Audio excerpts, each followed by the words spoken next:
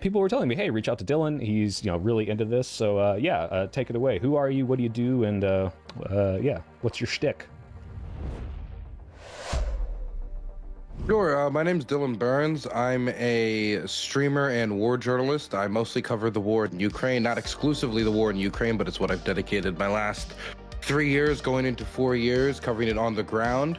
The way I usually do it is I'll spend about like 8 months in Ukraine, or maybe like there'll be 4 months, go back home, spend a month or 2 months back at home, go back, spend another 4 months. And in that time, I try to embed with the Ukrainian armed forces, different civilian organizations that are providing aid to the front line. And I've embedded with drone teams, mortar teams, anti-air teams, anti-drone teams, tank crews. I mean, just about anything that is involved in the Ukrainian armed forces when it comes to the ground forces, I've embedded with.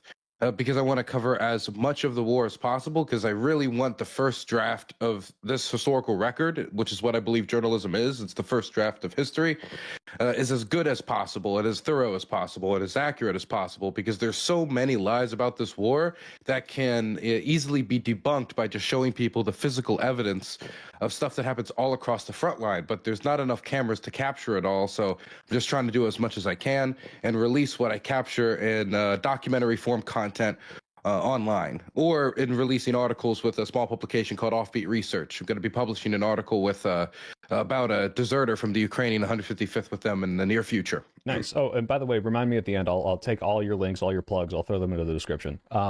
Yeah, awesome. That's amazing. Oh, by the way, someone in my chat says your stream hasn't started on your end. I don't know if that's on purpose. Yes. Well, I joined the thing and then I didn't. You started the stream. I didn't have enough time to start it Oh up. no. Okay, sorry. I don't want to subvert you. If you need to take a second, go ahead. Okay, I appreciate that. But yeah, I'll just talk about kind of where I know you from, and maybe you can listen to the background while you're fixing that. So I, been watching various online political people, Destiny, Hassan, Vosh for years, and so I know of you from the Hippy Dippy Roundtable that you used to host, which for those of you who don't know was his kind of like competitive panel debate where people would get eliminated slowly over the course of this 2-3 hour thing, and then by the end it became a 1v1. So I really loved those, but really I did know Dylan as the Ukraine guy. It's like, oh, he's that streamer who just like to my knowledge, you're not Ukrainian, right? Like this is all of your own volition. This isn't like a family connection. This isn't an ethnic connection. This is just something that really No, I'm not Ukrainian. My roots are Irish and German and a little bit of Scot. I have no roots to Eastern Europe. Yeah, you've got a very strong face. I feel like if you were like to club me over the head and like take my women away, that would like be fitting, if that makes sense. Like you look like you would arrive in a Viking boat and like use your European ancestry to impose imperialism on I me. got good like dock worker genes, maybe like goon genes, the type of guy that like grabs somebody for the mafia. It's like the third guy Batman punches. I got those good genes. Can you give us a it's the bat? I can't do the accent, but I'm pretty sure that I can go down well for the cameras.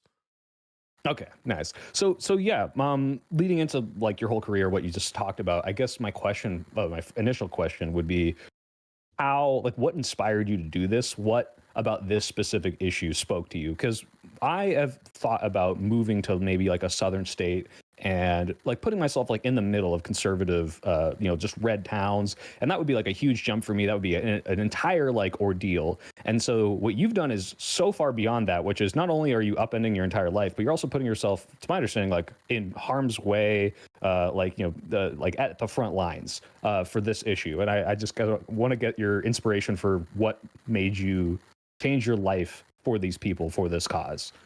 Well, it's a few things. One big motivator for me was just how wrong so many people were about the war, and just not only basic facts about how people felt on the ground.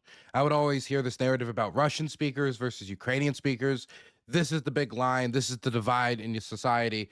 And then I would go and I'd meet Russian speakers, and they were some of the most patriotic people in favor of Ukraine that I've met in my life. In fact, the people that you would consider like the Ukrainian nationalists, like Azov, is a primarily Russian-speaking organization. And, that's not to say that there's nobody that holds these beliefs, but that's to say that the dynamic that was portrayed, I think sometimes, by narratives that have been dominated historically by the Kremlin, was a different picture than what I saw on the ground. And that implication that I had gotten back since 2014 when I had first, got my first inklings of this conflict when I was like 13 at the time. A lot of that started to get challenged when I went on the ground. So that was, a more, niche Wait, can I pause? You example. were 13? Are you talking about you were 13 in 2014 Yeah, I was or 13 in 2014 when this all okay, I first gotcha, started. gotcha. Okay. So, obviously, I had a lot of time to wait. 1 second, I just finished this, getting this set up. Okay, Okay. so Sorry, I didn't wait for you to finish. no, no worries. The I think the big thing that was wrong for me that motivated me to move forward was just how awfully wrong the generals were. Not only about, oh well, number one, it's not going to happen. Not the generals saying that, but this societal just, oh, it's impossible. It just feels too hard to believe. Even after the American government came forward and said, no, it looks like they're going to do it.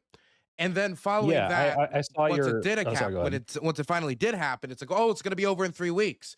Even when after 3 weeks they hadn't even gotten into Kiev, they were still fighting in the suburbs outside of the city. And after getting not only the conclusion of if the war was going to happen wrong, getting like basic facts about how people feel on the ground wrong, getting the battlefield, how the battlefield's going to play out wrong, there was just so many things that were wrong. What I eventually came to the conclusion of is I don't think I can give accurate enough coverage to justify me continuing to yap about this. Since I was getting some increased attention after the start of the invasion, people were coming to look at my channel. If I cannot find a way to make my coverage more accurate to what's happening on the ground, because I'm sure there's somebody else who can give better coverage than me, and I'm just taking up airspace. So it's either do I use this new attention to increase the quality of my show with like a new studio, or do I take all this money, invest it into going on the ground and trying to figure out, what's happening on the ground? That was a big motivator. Another big motivator to me was that I do believe that the Ukrainian people have a right to their own country, and the historical narratives that are being portrayed about them. I would like to, go there and show that these people have their own culture, they have their own language. In my recent documentaries, we have started making 100% original music, meaning that we are having Ukrainian musicians design, not rewritings, but their own compositions of Ukrainian folk music that we are now using in the background of our documentaries. To the last documentary for our Kherson piece, where we were documenting the Russian human safari in Kherson, where Russian drones are targeting any number of both civilian and city workers as well as military personnel, but civilians as well. That was 100% original soundtrack from these musicians, and I like bringing that to the forefront because there is a effort by the Russian government to suppress certain aspects of Ukrainian culture or try to absorb them and take them and rebrand them as their own. This has been done with Ukrainian poets, probably most famously with Taras Shevchenko. But more recently, we have seen with the occupation of certain Ukrainian towns and villages, people who speak the language, certain musical compositions that have Ukrainian in it, books that are Ukrainian, they're getting destroyed. Names of streets that are Ukrainian are getting rewritten. So if I can help in any way to make sure that just remind people of the existence of this language or to remind people of the existence of this people, I'd like to contribute to that in some way.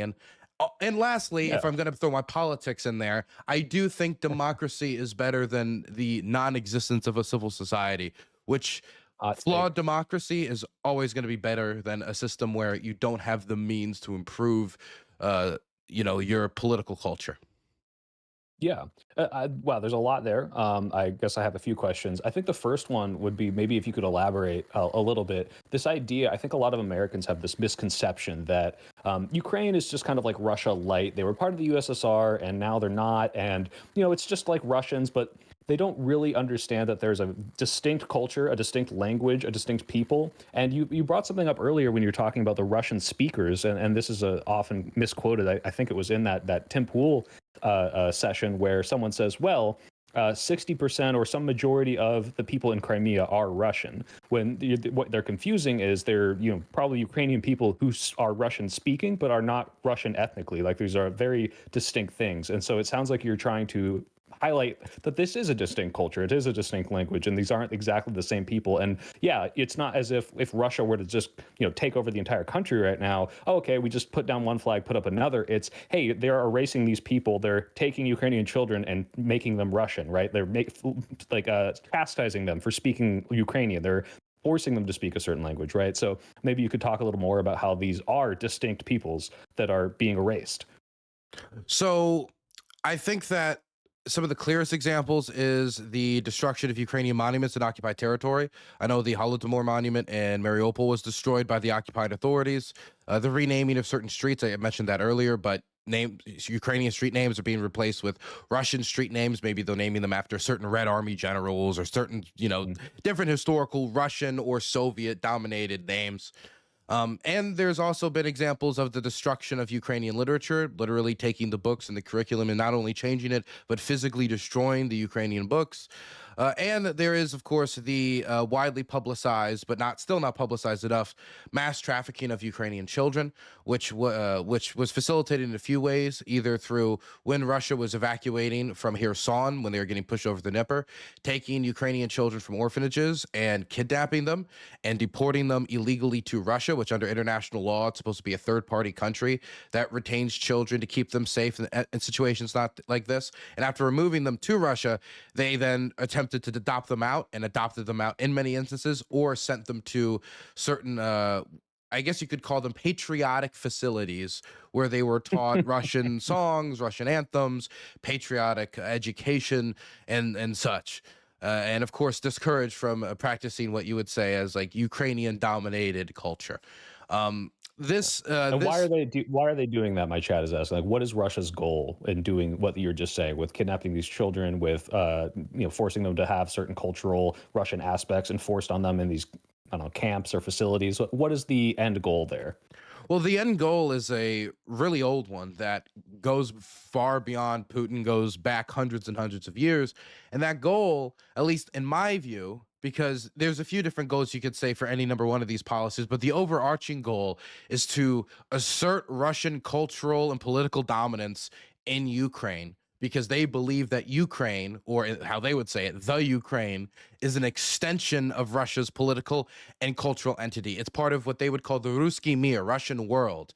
And at the start of the invasion, and I think sometimes there is a usefulness to, I know you don't take, Putin's not I would call him not the most trustworthy fellow. I would not lend him my Game Boy. But I think there is a usefulness into just taking some people's words at face value when they tell you what they are interested in. I think when people watch his interview with Tucker Carlson, some people just thought, oh, it's just a big performance. But I don't really know how much performative value you got out of kind of like nerdily ranting about history like somebody on Reddit does in a long Reddit thread. I don't think that, like, Prince Yaroslav's horse does not carry much political weight in the American political community or amongst our population. And so when he makes these essays before invading, talking about how Ukraine is part of Russia, it has to be part of Russia, it will always be part of Russia, and it has always been part of Russia, and that the only way, in his speeches, he says the only way Ukraine can exist is either A, as an extension of Russia, meaning you would have political leadership in Kiev that is friendly to Russia's interests, that believes in Ukraine's economic and political integration with Russia, and it being an extension of it both geopolitically and economically, meaning being part of its military alliances and such, or not existing at all, meaning there is no Ukraine. It is just Russia too. It is just an extension of Russia. It does not see an extension into Ukraine. And so doing this helps them to assert their culture as both either A, Ukraine is an extension of the Russian world because we're implementing Russian culture, we're spreading Russian culture, or B, getting rid of it altogether. Yeah, and it's interesting you brought up too this idea of like, well, what do we, when do we trust Putin? Like, obviously, he's this mistrustworthy guy, and I saw, especially in that Tim Pool thing. Sorry, I've watched 8 hours of it of this 2-hour debate, so it's been on my mind. But this idea that when Wick would bring up, hey, like this is his stated goal, he wants Ukraine to be part of Russia. It's like, well, how can we trust him, right? Like he lies all the time, because that is the thing that we say when he says, something like, oh, we aren't going to invade, or we're not going to start a war. It's such a beautiful way to put it, because when you what's the other conclusion? Then the conclusion is, oh, Putin actually has a much nicer hidden outcome where he's going to invade Ukraine and hand out ice cream or something. Like, Well, Yeah. I Well, understand well, that Tim's there's idea was actually it was a necessary goal, which was to take the land bridge and to take Sebastopol. And once they had those, now they're done. They were invading any other area because it was chess. It was distracting from the fact of these two main goals. For some reason, even though the stated goal of the person doing it is nowhere close to that. But yeah, it's ridiculous. But it's also like, yeah, the actions speak louder than words. It's like, okay, sure. When Putin says, I support Kamala Harris, that's probably something you can say, all right, he's probably, trying to obfuscate. He's probably trying to do some weird deception thing. But if he, threw $400 billion behind her campaign, okay, well, maybe he's telling the truth. And if he wants all of Ukraine and suddenly invades all of Ukraine and tries to take all of Ukraine, he probably is telling the truth, and you can take them at face value. So it's more of an actions thing, I would say. But yeah, it's funny how people will use that little like web of Putin quotes to hide behind the fact that, well, I don't know if he's being truthful or not, and not take him the seriously. land bridge idea. I mean, there's a usefulness in Russia having a land bridge. It makes it so the Kerch Bridge is not as important or critical uh, for Russia's logistics, and that means they can have other Yeah. like routes in order to support their military installations in Crimea and in occupied southern Kherson. But I fail to see how that would be the main purpose of the war or the main cause, and now they can quit if they've been given unconditional ceasefire offers once they have already established the land bridge, and they continue to reject them with demands for more territory, like the city of Kherson, which is over the Dnieper, and would not only give them a city where they're actively, the human safari continues, but it would also mean crossing the Dnieper River, which is one of Ukraine's strongest natural protective defensive measures, just given to them by God. So uh, I just reject that entirely. But Tim Pool cannot be taken seriously on Ukraine in any manner, not only because of his financial history with non-existent Romanian businessmen. Was it Romanian? Was it Dutch? It doesn't really matter. He doesn't exist in the first place. Tenant Media, beautiful. But um, putting that aside, Ukraine's the number one enemy of the world. This is cartoonish interaction with war. This shows a complete lack of care outside of just a complete disregard for trying to get the facts right, or trying to take this seriously. It just shows this is all just hyperbolic nonsense to him and whatever is going to rage bait the most people to pay attention. He wouldn't be treating Ukraine like it was the biggest issue in the world that way. You'd be talking about, oh, global debt, or you'd be talking about, climate change, or you'd be talking about something that is wider spanning for as a human greed. I don't know. There's a million things that are more evil than the Ukrainians who got invaded 3 years Yeah, ago well, again. also, and during the same conversation, he'll bring up, "Oh, actually, why should I care? I don't care. You've never told me why I should care." And it's like, you're hosting a debate on Then this, shut buddy. up. Like, you clearly care a Then little. shut up. Yeah, just shut the fuck up. Exactly. And also, I think like the legitimacy of him as a moderator is questionable. It just in any scenario, but especially in a scenario post, "Hey, you've been exposed as taking Russian state money, you motherfucker." Like, why is anyone taking you seriously? So it is ridiculous. Yeah, but I also don't like the general trend of debate hosts participating in the debate. I don't like this Hmm. general trend. This isn't just a Tim Pool problem. Wick does this as well. There's other streamers that do this as well. And I'm not saying, like, if you do your show however you want to do it, but when you already do what I think is a flawed format, as well as being as unbiased and impossible and having the impossibility of being impartial, since your name is Tim Pool, it makes a bad format worse.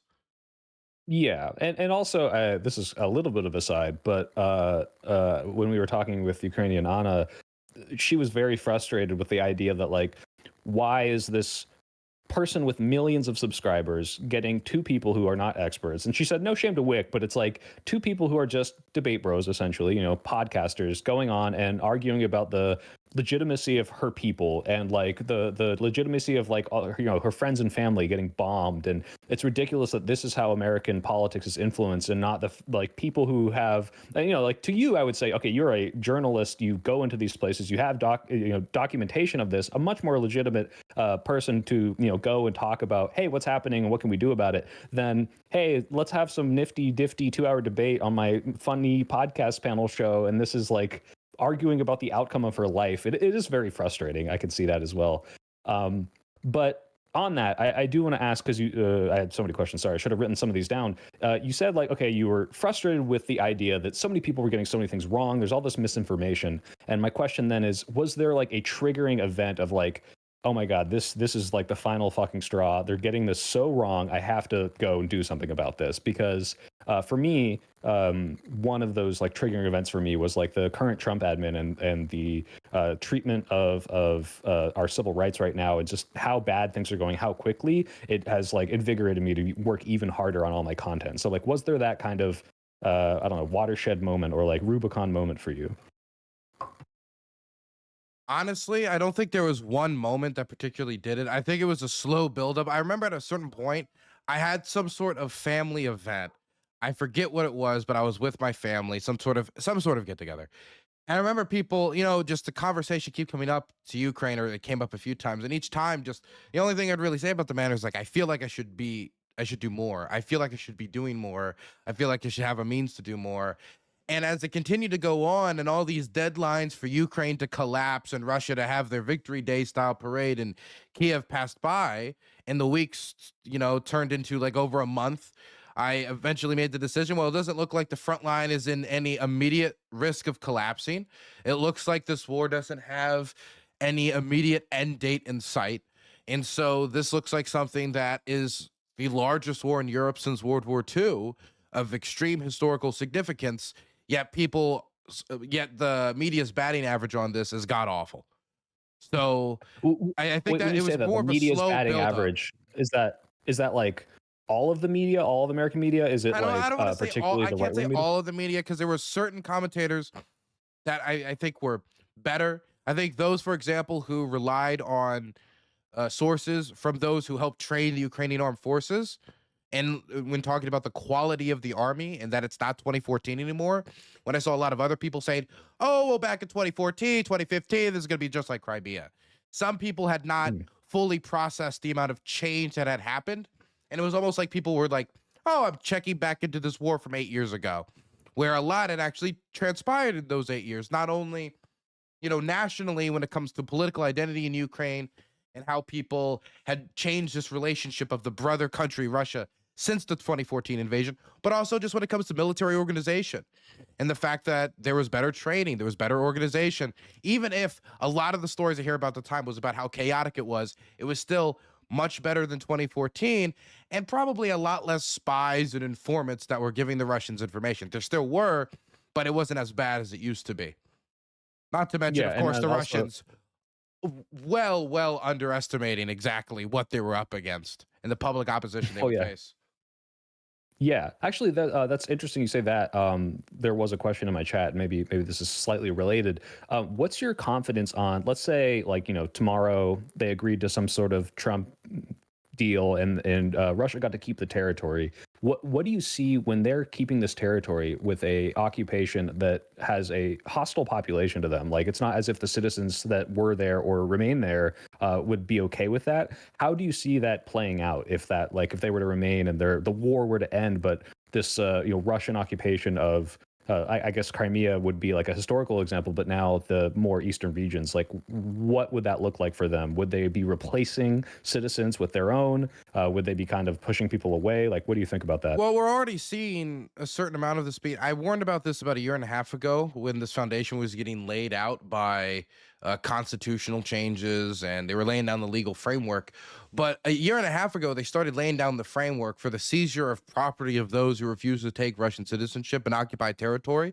They could seize their Okay. homes, property, stuff like that. And recently, that framework was built upon in order to make it so then you could not only seize their property, but then you can remove those people. So you take their property, you take everything they own, and then you deport them.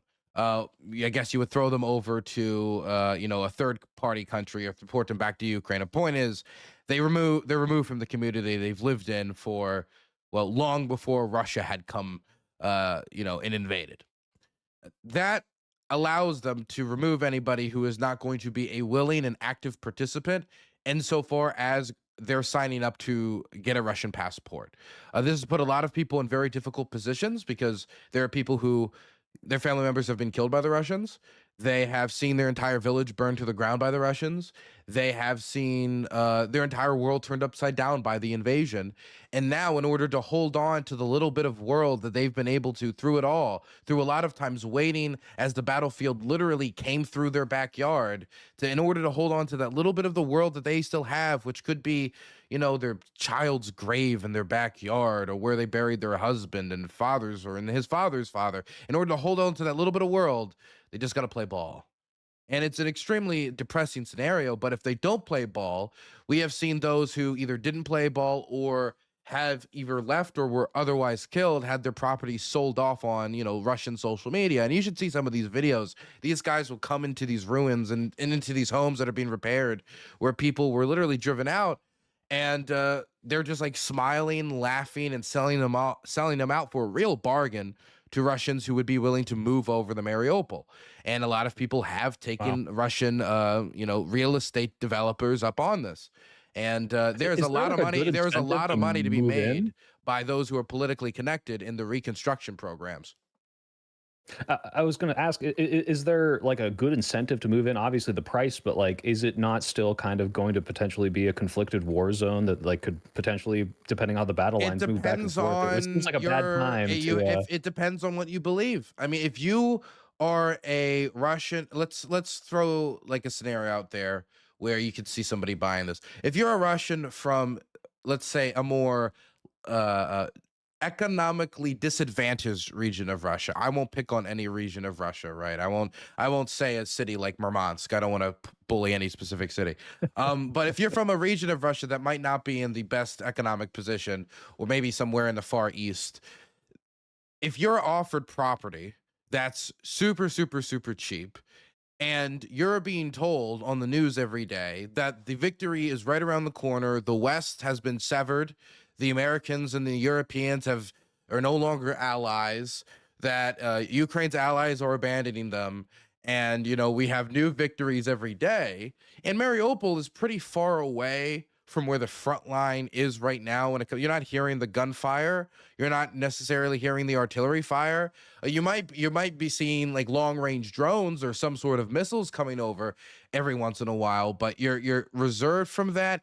You could basically convince yourself into believing that, look, I'm getting in while the getting's good. Once the Yeah. firing stops, then this is going to skyrocket in price as everybody tries to fill these these ghost towns. So I think that there is somebody's making a bet. Somebody's rolling the dice on this property. They're betting on the graves of the previous community members.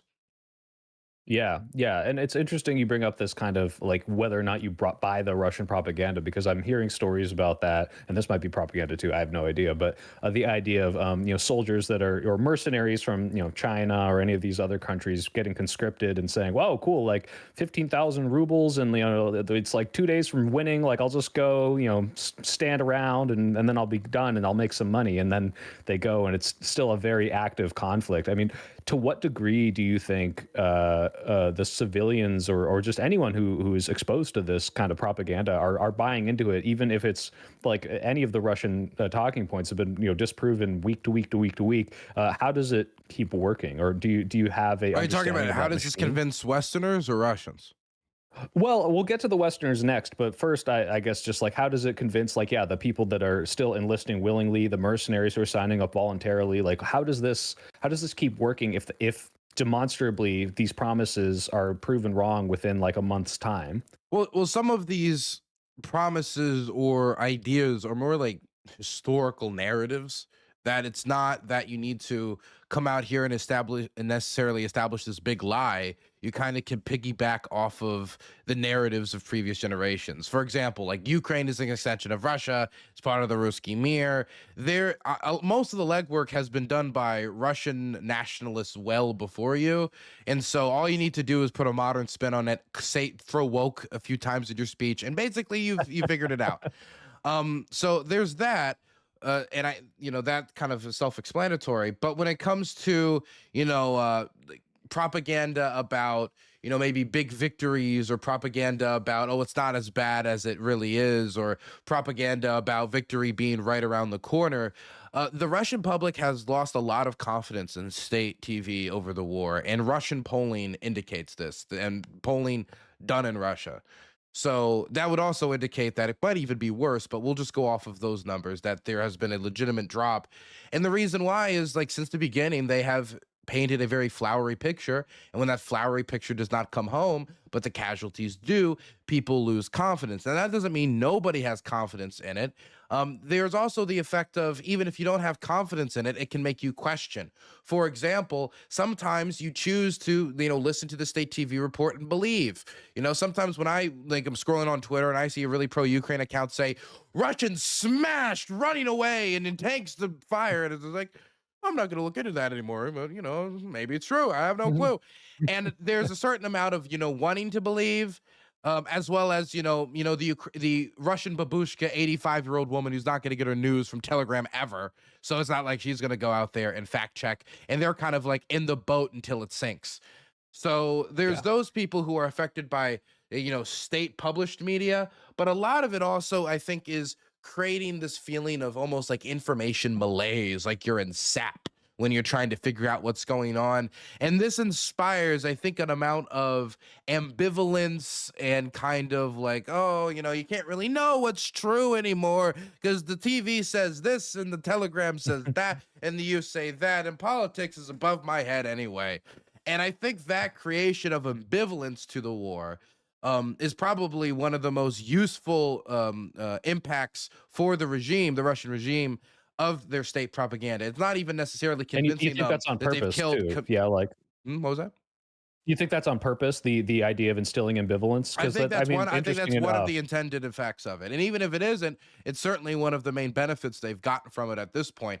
I know Solonyovs will still like help beat the drum beat. And when I listen to their rants about blowing up block by block, or that one horrific commentator talked about drowning of the children, or all the other horrific stuff I see, I think there's also the basic well-known historical effect of dehumanize the enemy, getting you ready to go do like unspeakable things that one would not like to do to their fellow man.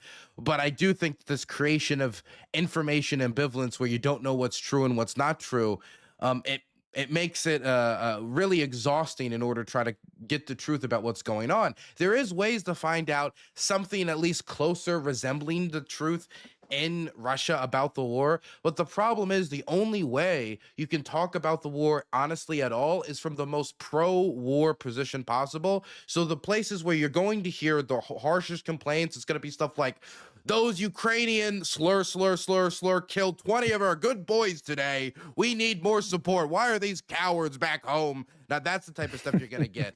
And so even if you want to learn the good stuff about the war, you have to like plug your nose, good stuff about the war, like good information about the war, Yeah. semi-reliable information about the war. Even the telegrams are pretty spotty. You have to hold your nose.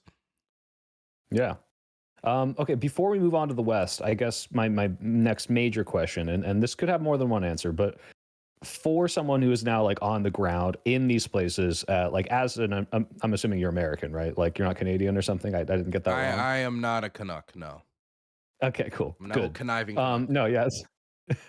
What would be like the major, like the most important thing as American citizens that you would say, hey, you guys don't know about this, or you're really not seeing the effects of this. You guys need to know about this. Obviously, you have all your documentaries, you have all these, this footage, but based on the narrative of how Americans talk about this war, it's very limited. It's very, very limited in scope. What have you seen that you're like, everyone needs to know about this?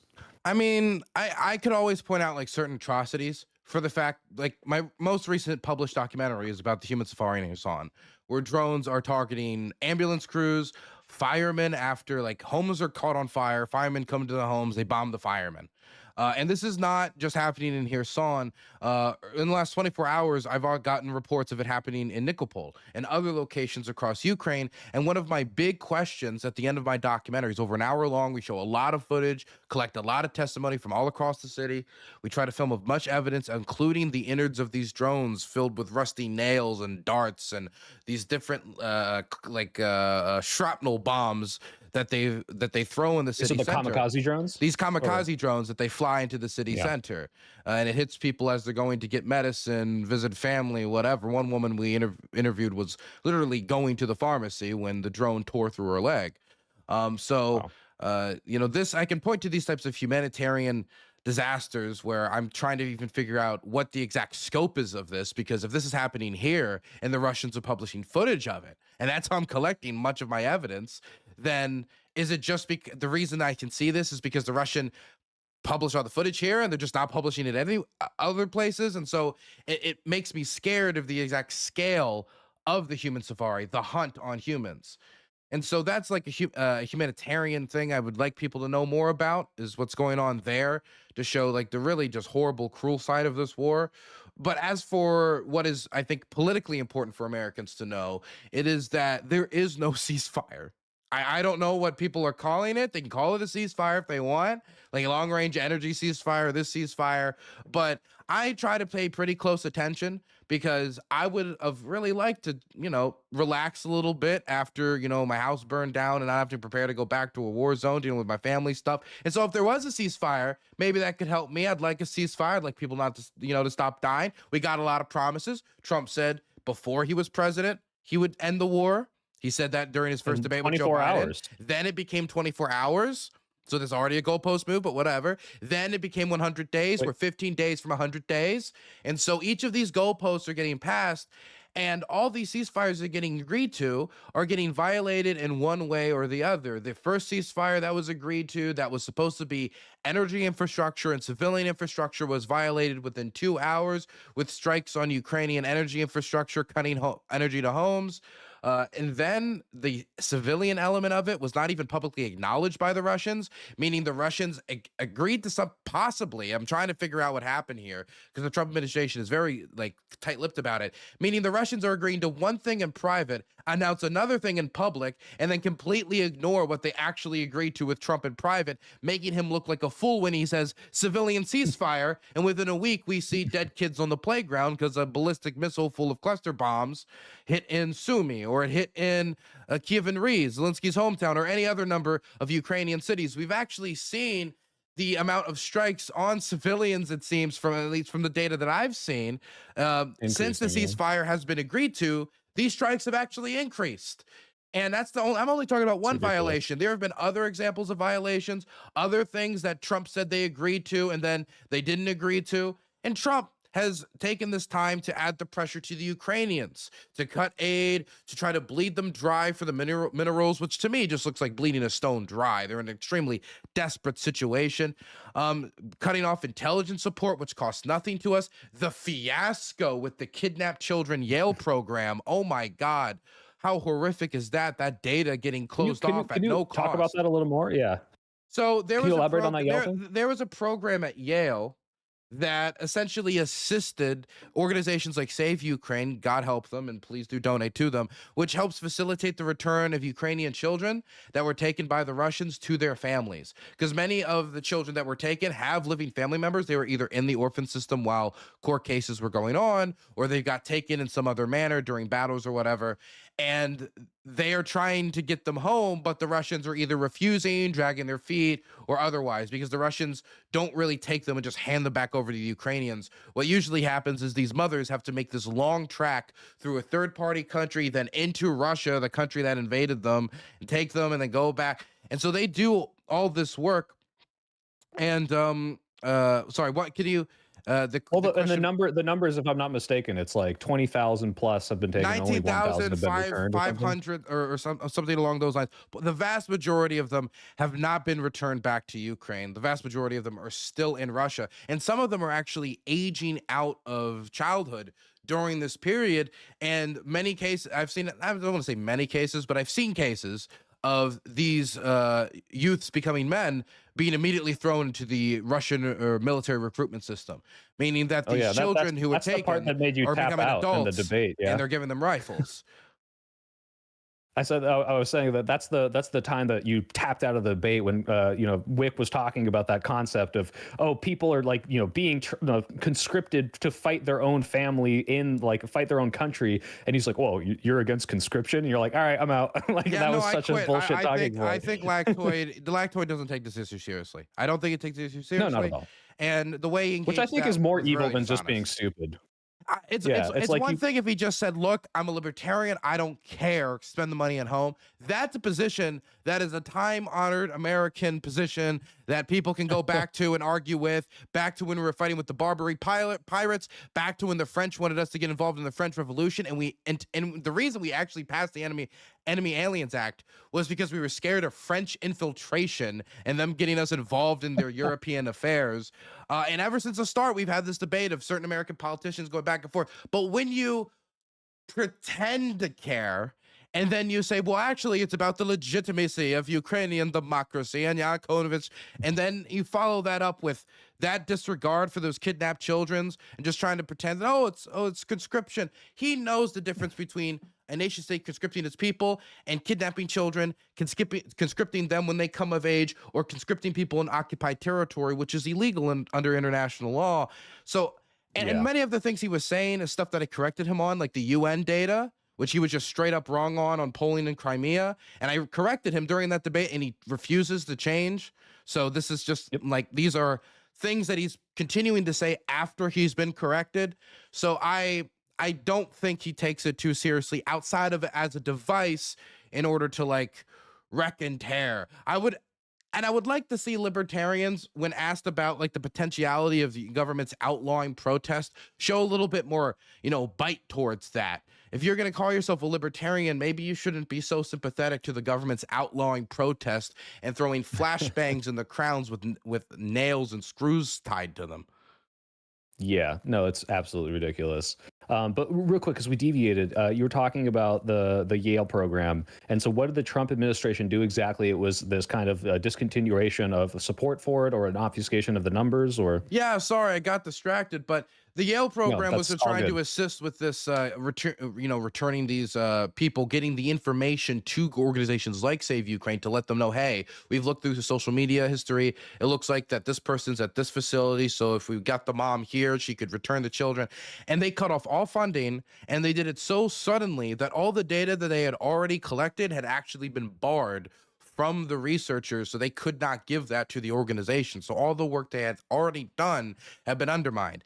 Thankfully, they were able to temporarily restore funding so that they could at least access that information so it isn't lost to time. But that was only because there was enough public backlash bringing attention to it. Otherwise, I think there's a good chance that data would have just been lost, and all of the good work people did to help traffic Ukrainian children would have been wasted. I mean, I heard so much about like fighting the deep state cabal, the traffickers, and all of this from like Trump's base online. And, let's fight human trafficking. But now we're just going to disregard the actual tools against human trafficking, cut off the support to them. And when we already have the information of where the kids are, we have the lists. Oh, oops. Yeah. So I guess that's a good jumping off point, because I do want to move to the more important country of America. But essentially, I think the debate about this, or just the conversation about this, is so incredibly obfuscated at this point. It's insane to me now that like the once, Red Scare Republicans are now like deep throating Putin, are like totally on board with all of the Russian propaganda points. And we can kind of talk about this from a broad perspective, maybe focus on a few things, but where do you think this shift is coming from? Do you think it's just that the Republicans are fully bought and paid for by Russian state? Is it this like dissemination of years of Russian propaganda into the social media that they've kind of bought into? Or is it just like a legitimate like some weird like conflict of interest that has to do with money, because you see like the standards to which they'll talk about Ukraine of, we don't want to give money to foreign conflicts, when at the same time talking out of their mouth while they're doing it, we support this conflict and this conflict and this conflict, but this one specific one, this specific money, and this specific thing. Like, it's a very seems hyper focused on Ukraine and anti-Ukraine in a way that doesn't seem like they're applying the same standard to all these other things that they otherwise would. So where do you think that comes from? Well, I think it comes from a few areas. This is going to be a long answer because I don't think there's like a simple answer. And I've thought about this for a while. I went to like Rage Against the War Machine, which was a protest against aid to Ukraine. I lived near Washington, D.C. I've lived in the DMV my whole life. So I try to go to these events when I can. And I try to get a real understanding of what are behind these people. I've never released the photos or videos associated with that. I was just genuinely trying to figure out these people. And I've come to a few conclusions after interacting and having so many debates and conversations and just kind of lurking around. I think there's like 6 big things. So number Six. one, Okay. I would say that there's a certain amount of Russophilia, right? What I mean is like this view of Russia as more of a myth than a real country. When I hear Donald Trump or certain politicians talk about Russia as this unbeatable behemoth that never loses wars, has like an unrelenting, unmountable tolerance for pain, has like endless resources and endless men to just throw into the meat grinder forever, and the babushkas will just keep pumping the Burns is babies an out because they immoral, don't really morally care, because they love corrupt, their and country so bankrupt much man. that they'll this image that I get of Russia. Um, Leads people to treat them more like a cartoon than a real country. This manifests in a bunch of different ways, not just in how it is actual in its physical military strength. And a lot of that illusion was shattered, I think, within the first 3 weeks of the war, but people have still continued to pick that up. So I think there's a certain amount of Russophilia.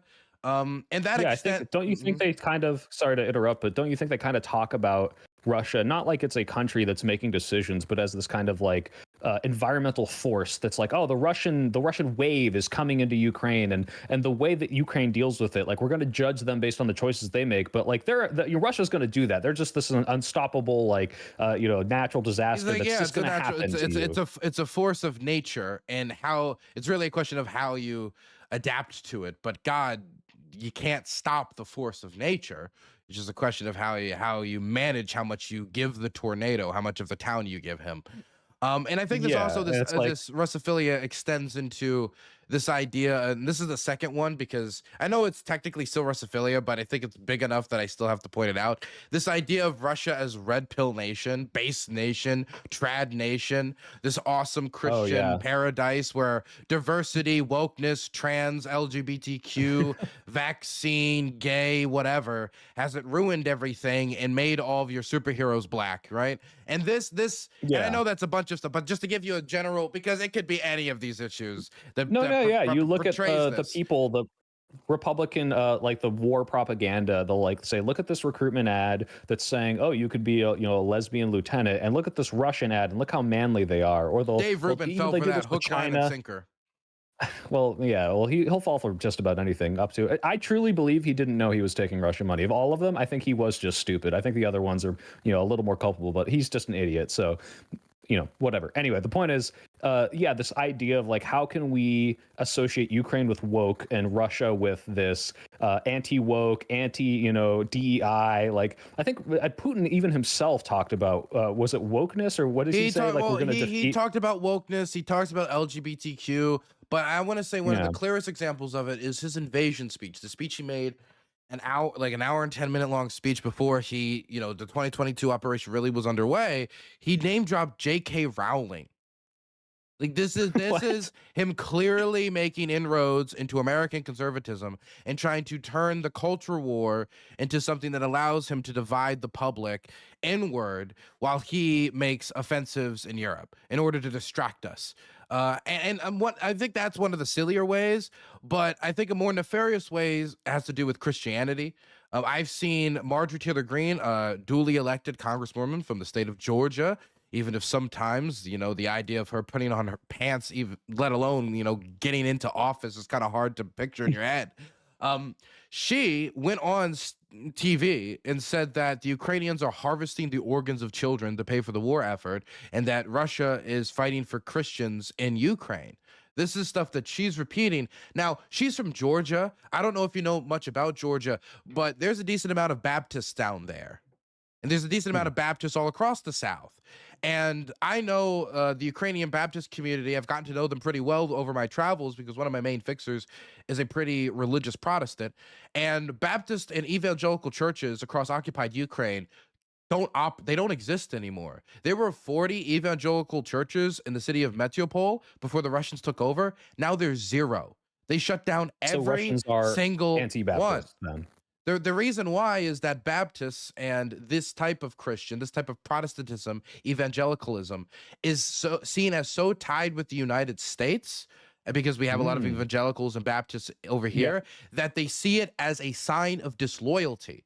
And so this Oh has my been God. something that has been going on for the better part of a decade now. I mean, back in 2014, 2015, I remember the scandal about the Pentecostals that were lynched at a checkpoint by Russian occupation forces. So, I mean, this is something that's been going on for a while. And these are people that would be represented by Marjorie Taylor Greene, Baptists, Yeah. Yeah. Protestants, So they're evangelicals. projecting This is like, her base. If they were in occupied territory, the people she said were fighting for Christians, their churches would be shut down. right. So they're projecting this like Christian victimization culture we see here in America onto the conflict in order to get people to be pro-Russia. It's not this like, oh, like, Ukrainians are anti-Christian. It's, hey, you hate being victimized here in America as the most oppressed minority. And look, Russians are pro that and Ukrainians are anti that. It's just as simple as, how can I compartmentalize this as an American to you to get you to think what I want, right? And it's sad because there is real Christian persecution going on in Ukraine. It's Yeah. just that it's politically inconvenient to their isolationist or Russophilic tendencies. Yeah. And what's oh, sorry, Holm. I had another point actually, but this is maybe I was reading that J.K. Rowling thing. I got a little distracted. So yeah, he talked about cancel culture. Oh, J.K. Rowling was canceled in his invasion speech. That's Yep. insane. I didn't know that. I feel like I should have, as someone who is used to be a big. Well, I guess I'm still a big Harry Potter fan. Am I allowed to say that anymore? Like death of the author, right? But yeah. Actually, I don't know if you don't want to answer this. Are you a member of the LGBT community? I think you are, right? But I don't want to make assumptions. Yes, I am. Well, I guess my question, and you don't have to answer this if you're not comfortable, but what was your impression of, especially with this kind of like anti-woke rhetoric of Ukrainian views on that? I know they're not. I think the narrative that you'll see from Republicans, where someone will defend a moral bad thing or defend a moral position like, hey, I don't think Gazan civilians should be blown up by the tens of thousands, and they're like, oh yeah, but did you know that you're gay? And they don't really, they're not as favorable to that. Like, did you see like what were the views there in Ukraine, and like did that have any effect on this kind of weird like anti-woke narrative, or are they buying into that at all? Like if that played into it all, if you want to talk about it, you don't have to. I mean, like I'm openly queer. I like men. I'm pretty open about that. It's not something I make really a big part of my identity. I'll put like a rainbow flag That's on why I the didn't Twitter. know. I put like a rainbow flag on the Twitter account, mostly just because it pisses off all the right people. Yeah. Well, I mean, just so you know, every single person that's subscribed to me is gay. So you have a lot of support coming from here. So I appreciate it. But I don't hide it no matter where I go, really. I won't like lean into, I'm not like going around like with two rainbow flags coming up to queers for everybody like, Ukraine, yeah, yeah. like, oh, can I join the Navy? I'm not doing that. But when people ask, I'm very open about it. And I mean, I remember had a few interactions where once I was coming home from a barbecue I was at, and I had talked to my Polish friend of mine, Philip, who I'd gone on some embeds with, and he had asked me about my sexuality. I was open about, yeah, I like men. And one of the Ukrainian like medic drivers had overheard me. And while we were driving home, in order to try to be friendly with me, he like pointed to a house. He said, "Gay lives there. Gay lives there," to like acknowledge that there's a gay in the community, and they hadn't like driven him out with pitchforks. So like, hey, look, we're not we're people. We're human beings. We didn't drive him out. So that was one experience. Another one I remember was and soldiers have a pretty raunchy humor. And I was talking to, I Hmm. won't say which press officer because I don't want to embarrass him. I could even say which, I could say the mechanized division, and people could look it up for themselves. I won't do it though. I won't spoil them. But I Mhm. remember I was with him, and he was at one point joking. He said, "Yeah, in this job, I've seen a lot of naked man ass, balls, and dick in my time." And I said, "Yeah, me too." And he said, "Really? Yeah. Why?" And I said, "Well, I was having fun." He like looked at me for like 10 seconds and we're like, "Oh, okay." But I've never been treated negatively due to my sexuality. I've had interactions where people like have been open with the fact that they didn't like that lifestyle, is the way that they would put it, but they haven't been treated differently. And I mean, I've confronted like right sector, which would be considered the Ukrainian right on the political spectrum, to put it lightly. I've confronted like their soldiers on anti-queer activity that the organization, like violent activity that the organization has been engaged in. So, I've tried my best. I released videos trying to study like the Ukrainian political consensus and how they feel about queers now. And this is how I view Ukrainian society now on queers. They are still way behind where we would be Mhm. societally on queers if you to poll their public. I think right now it's like 20 to 25 or 27% of the public, or 30, is okay or open to the idea of like gay marriage and stuff like that, or the idea of gays, being married, which obviously is not the majority. Or I believe it was like gay marriage or civil partnership, or I think like actually 50% maybe it could be civil partnership. But point is, Yeah, it's for low. It's context low, of right? yeah, I think that's the interracial marriage had like around that much support in like 1965. So like they're around there for gay marriage. Now, although gay marriage, I guess, would be a better comparison because I don't know. I think we were like half half all the way back in like 2014. So that's barely 10 years ago. But to be clear, these numbers are much better than what they were 5 years before. Like 5 years or six Yeah, years before that, it was like 6% or 7%.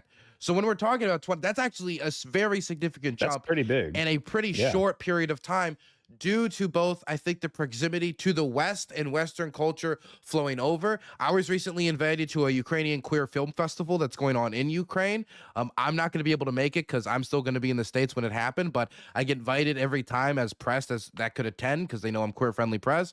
I just wish I could Yeah. go, but those are good people. They have prides, they have pride events. A lot of times they do have prides where they don't announce the location for safety reasons. Mhm. But these prides have gotten bigger, and I've seen companies like Comfy, which is like a big Ukrainian store chain, starting like during Pride Month, changing their colors to be rainbow. And while that type of stuff doesn't really matter on the material level for everyday Ukrainian queers, like that little pride change. But what it Yeah. indicates is that they believe there's a market. They believe there's a market to appeal to. They believe that it's profitable.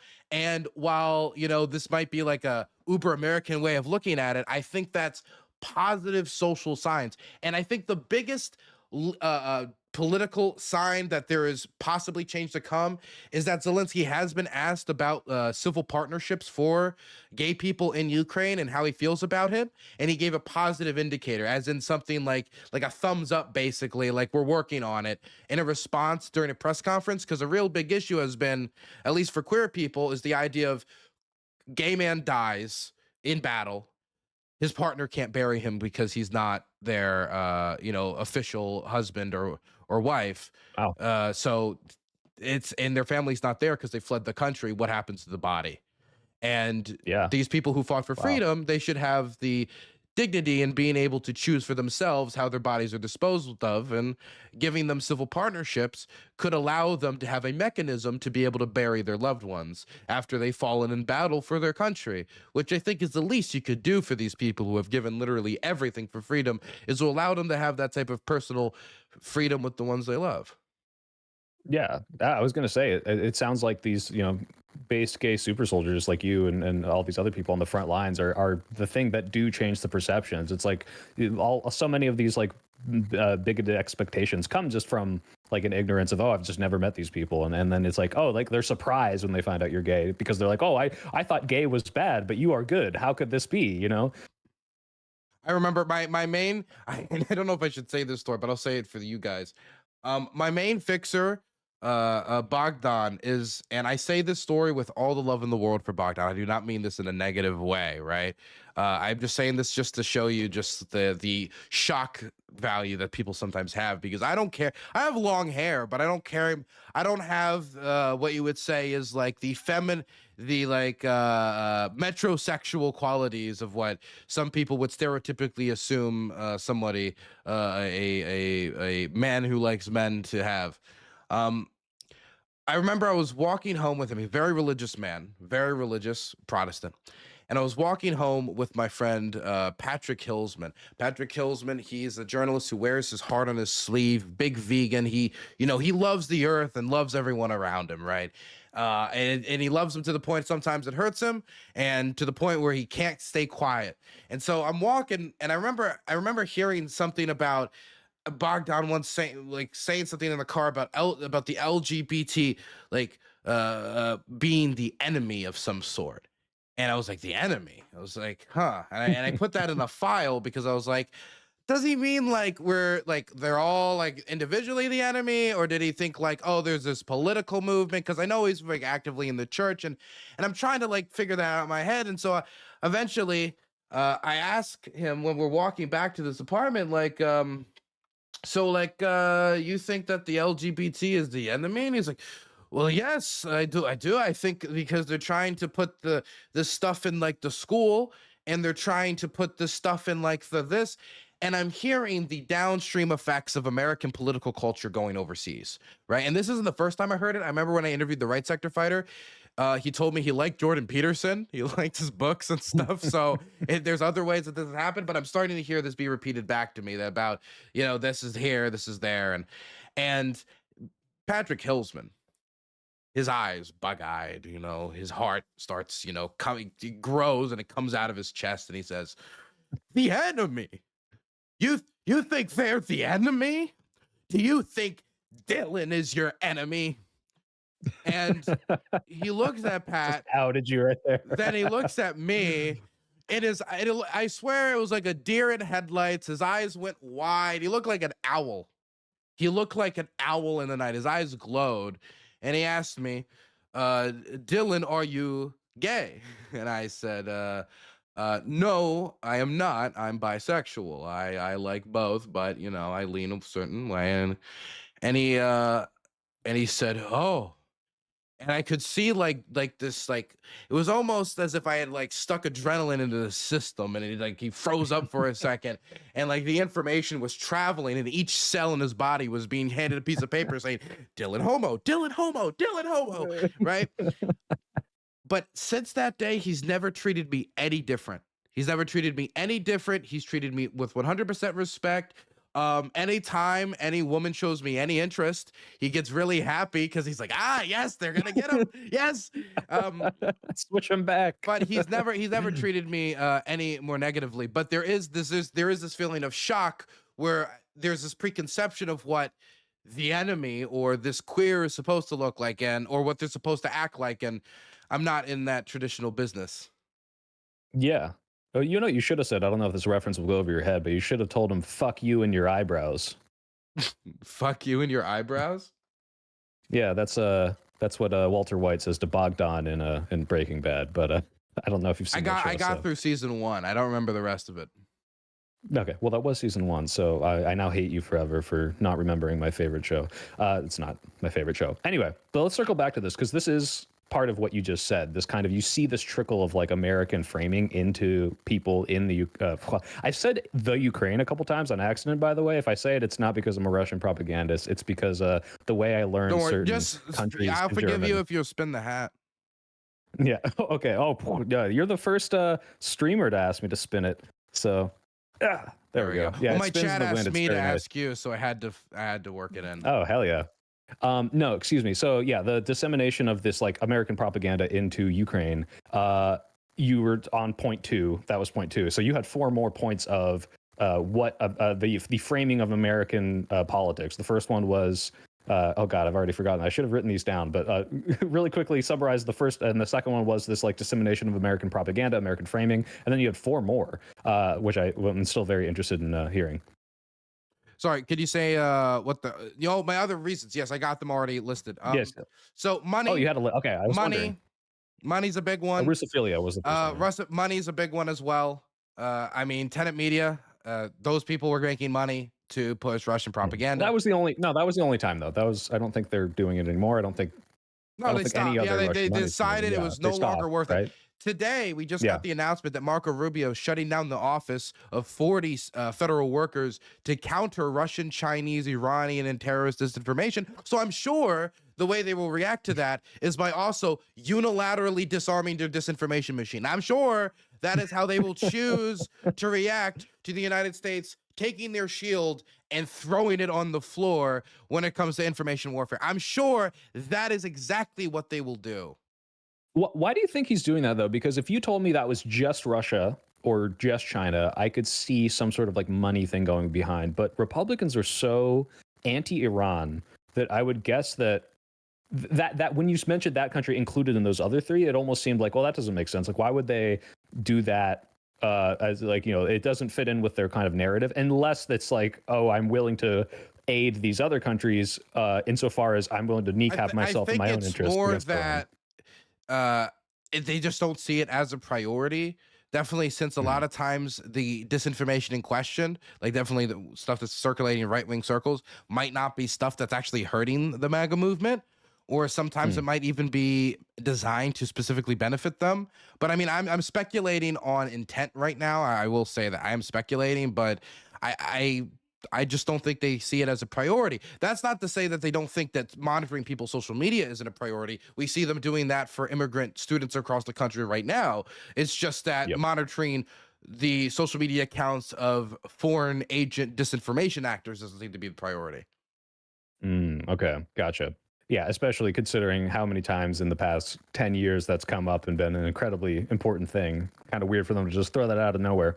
But yeah, on the topic of money, I mean, obviously we can't know for sure. Like this tenant thing was one of the biggest things that was exposed. But like, to what extent do you think any of our politicians or at least pundits are bought and paid for by Russia? Because when I looked at the tenant media thing, I don't know, for like best case scenario for these people, their best argument is I'm a big idiot. I don't investigate where my money comes from. And my points just so happen to align so clearly with Russian propaganda that they were willing to pay me for it. Worst case scenario is I knew exactly what the fuck I was doing. I was changing my opinions or changing what I was saying for these people because they were giving me money. And I'm curious what you think, like how more widespread it is, and like how deep does it go? I mean, like, is Trump? People like to say Trump's a Russian agent, and like I've heard some compelling arguments, and it's like, all right, obviously he's aiding them. Obviously, he clearly won't say anything bad about Putin, but like to what extent that is, it's questionable to me. It's definitely a spectrum from, oh, he's not literally part of the KGB, but maybe he like it is. Like, where does this money go? How far does it go, and how deep does the conspiracy go? I mean, it's impossible to say for sure. I mean, Yeah, Benny we're Johnson, speculating. Dave Rubin, Tim Pool, Lauren Southern, these are not no names in alt Yeah, conservative media. These are big names. I mean, Lauren Southern isn't as big as it some of the used to biggest. be, but Benny Johnson and Tim Pool, these are people that regularly go viral. Benny Johnson is an algorithm machine, a man purely made up of ones and zeros of what is the best thing to make your grandma with Alzheimer's get angry on the internet. Like that is his prime directive, and he's very good at it. And having people like that going out there and pushing bizarrely specific pro-Russian theories. Benny Johnson pushing the idea that the Moscow Mall attack was actually done by pro-Ukrainian agents, done with no backing, with no evidence outside of the fact that we now know from the communications from the Tenant Media report Yep. that Tenant Media had thrown those stories into their orbit. And these are Yeah. big names in conservative media when it comes to the total viewership they're driving in, the amount of eyes they're pulling in. They maybe Millions. not be Yeah. big names in like credibility, but gigantic names when it comes to, the amount of the public that they're actually influencing. So we Yeah. already know, like, people that are getting tens of millions of eyes have been paid by the Russians in order to either prop up their pro-Russia messaging or messaging that they believe benefits Russia, or in order to change it to be even more pro-Russian, as we could see with like the Benny Johnson story with the Russia Moscow Mall attack. Now, this is what we have busted up. Um, I would think that from Russia's perspective, how far they got with tenant media, I don't know if they would see that as a failure or a success. I would lean towards success. Because on one hand, you'd say, oh, it got exposed and it didn't get to pick up to its completion. But on the other hand, they already got pretty far. It didn't take a lot of convincing to get these pretty big names on there. I wonder how much they can appeal to the egos and the pocketbooks of other people in the alt media space, especially when it comes to be a period where maybe you're not making the same money as you used to, because maybe you Daily have a Wire view, going yeah, bankrupt. Yeah. views going down and you're getting desperate, and all of a sudden Mystery Man from fucking this Belgium or whatever. prince from Western Sahara has walked out with a Wrangler Jeep full of gold bars, and he has something to give you. Just a mystery man comes out. So I can't really tell you how widespread it is, but what I can say is that the Russians certainly haven't stopped trying. And I think us, removing our offices to counter this is only going to encourage them, as seeing the spot as more vulnerable than ever. So I would say that we need to be on the lookout for this into the future. That doesn't mean we need to enter some Yeah. sort of like Cold War era McCarthyist panic and say anytime Yeah, somebody yeah. like says like Das Vidanya, like we like put them, we throw them in some black site. But I do think that we need to be aware that if they start pushing Russian propaganda, that's confirmed Russian propaganda Oh, with no Dylan, can you pause for a faces. second? You're Yeah. cut out on my end. I see your mouth moving. It's weird. You're coming in on my desktop audio, but I don't hear you in my headphones. Can you say something? 1 2 1 2. Okay, it's back. It's back. Sorry, go ahead. Can you repeat it? We need to be aware. The point is we need to be aware of the fact that the Russians are doing this. They are poisoning the information space, and we need to be extremely suspicious of those who are pushing unconfirmed reports from the front line. Yeah, yeah. Follow up for my audience. Like, how should any of us laymen who are watching, maybe we hopefully don't, none of one in my audience is watching these people because they like them, but they're watching Betty Johnson and Tim Pool and trying to say, like, what is the narrative from the other side? How do you identify when something is very, like, might be something that is Russian propaganda? Because right now, like, with hindsight, obviously, we know from the tenant media, we can go back and look.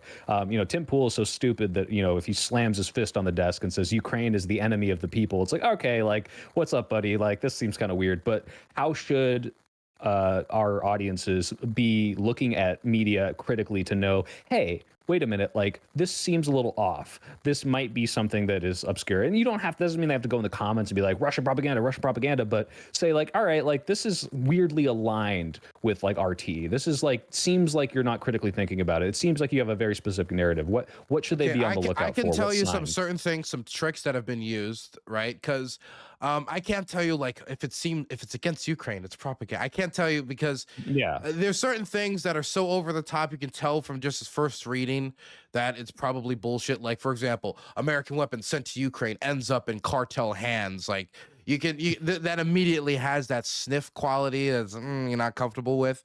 But I can tell you some tips and tricks that the Russians tend to use. One really nefarious trick that they have been using, and this is something where people feel confident because it seems credible, is they take the assets from CNN or other major news outlets and they place those text assets and like everything you would have on like a CNN social media video with their borders and their logo in the corner, and they take that and then enter in a totally new fake made up story and release it as if it's like a YouTube short. And then they spread it on Twitter, they spread it on Instagram, they spread it on YouTube shorts, they spread it on TikTok. And this thing that looks like a credible 60-second like CNN report is talking about like devastating Ukrainian losses, biological weapons being found, and like you're just like, oh, somebody reposted the CNN report and it looks totally credible. And so just because it has a CNN logo or the logo of a major news organization on it does not mean it is from that. So something you should do if it is like, oh wait, this is not from an official CNN account, or it says like CNN 2. What do you mean CNN 2? I didn't know there was CNN 2. There's a lot of those on YouTube. What you should do is Google whatever the headline is or some like details about the story. See if there's anything online about it. Sometimes there's already like some Snopes random debunking. Sometimes you'll see that you find nothing. But if you find nothing, that probably indicates it might be bullshit. That's one trick they use. Another trick that the Russians use on like spreading misinformation is just a lot of honestly, what sucks is they take a uncredible piece of information and then they give it to somebody that should be credible. They end up repeating it. Then they use that repetition of that uncredible thing by a credible person or somebody who should be credible as the source in order to try to continue to perpetrate it. And right now, that person is the president of the United States. A good example of this would be Donald Trump repeating multiple times that the Ukrainians were encircled in Kursk and that thousands of Ukrainian soldiers were encircled and they're all about to be like eliminated. I was messaging my contacts in Kursk. I know other people are messaging contacts in Kursk. I looked for anything. I could find nothing. And the Ukrainian government disputed it. Everybody with know-how on what was going on the ground disputed it. There was a withdrawal, but there was no encirclement. But Trump continued to repeat it because it was politically convenient for the moment, or Or whatever other motivation you Yeah, want to throw maybe out he's there. being You know, it fed. could be Yeah. anything. It could just be stupid. It could be anything. But point is, once he said it, that claim that could have just like popped out as complete BS in some meeting Trump was in is now given more credibility. So just because somebody, Yeah. someone who's supposed to be credible has said it does not necessarily mean that it has credibility. You need to find the original origin of the story. Yeah, no, those are very good. And hopefully, again, no one in my audience is using Trump as a credible source. But yeah, if the president's saying it, millions and millions of people are listening. Same with the whole Zelensky started the war thing that he said not too long ago. So, yeah, it's not great that one of their one of their primary spewers of misinformation is now the leader of the free world. But yeah. Okay. Awesome. That's good. This. I think it's good to like talk about like the extent of which this money plays into things and this kind of disinformation campaign and how we can be aware of it. But that was point 3. So what's your point 4? The long scourge of isolationism. I do think like here's a poll that really grabbed me. In the early 2000s, like 2003, 2002, it was like something like 73% or some very high number. I think I actually had the number. I made a note of it somewhere. A very high number. Yeah, here it is. 74% in 2004 of Republicans believe that the US should have an active role in world affairs. Today, that number is 54%. So that number is Wow. half of what it used to be. I mean, not half, but we're at half of the party is like Yeah. thinking that we shouldn't, and half of the party is thinking that we should. That's a massive, massive shift in the party.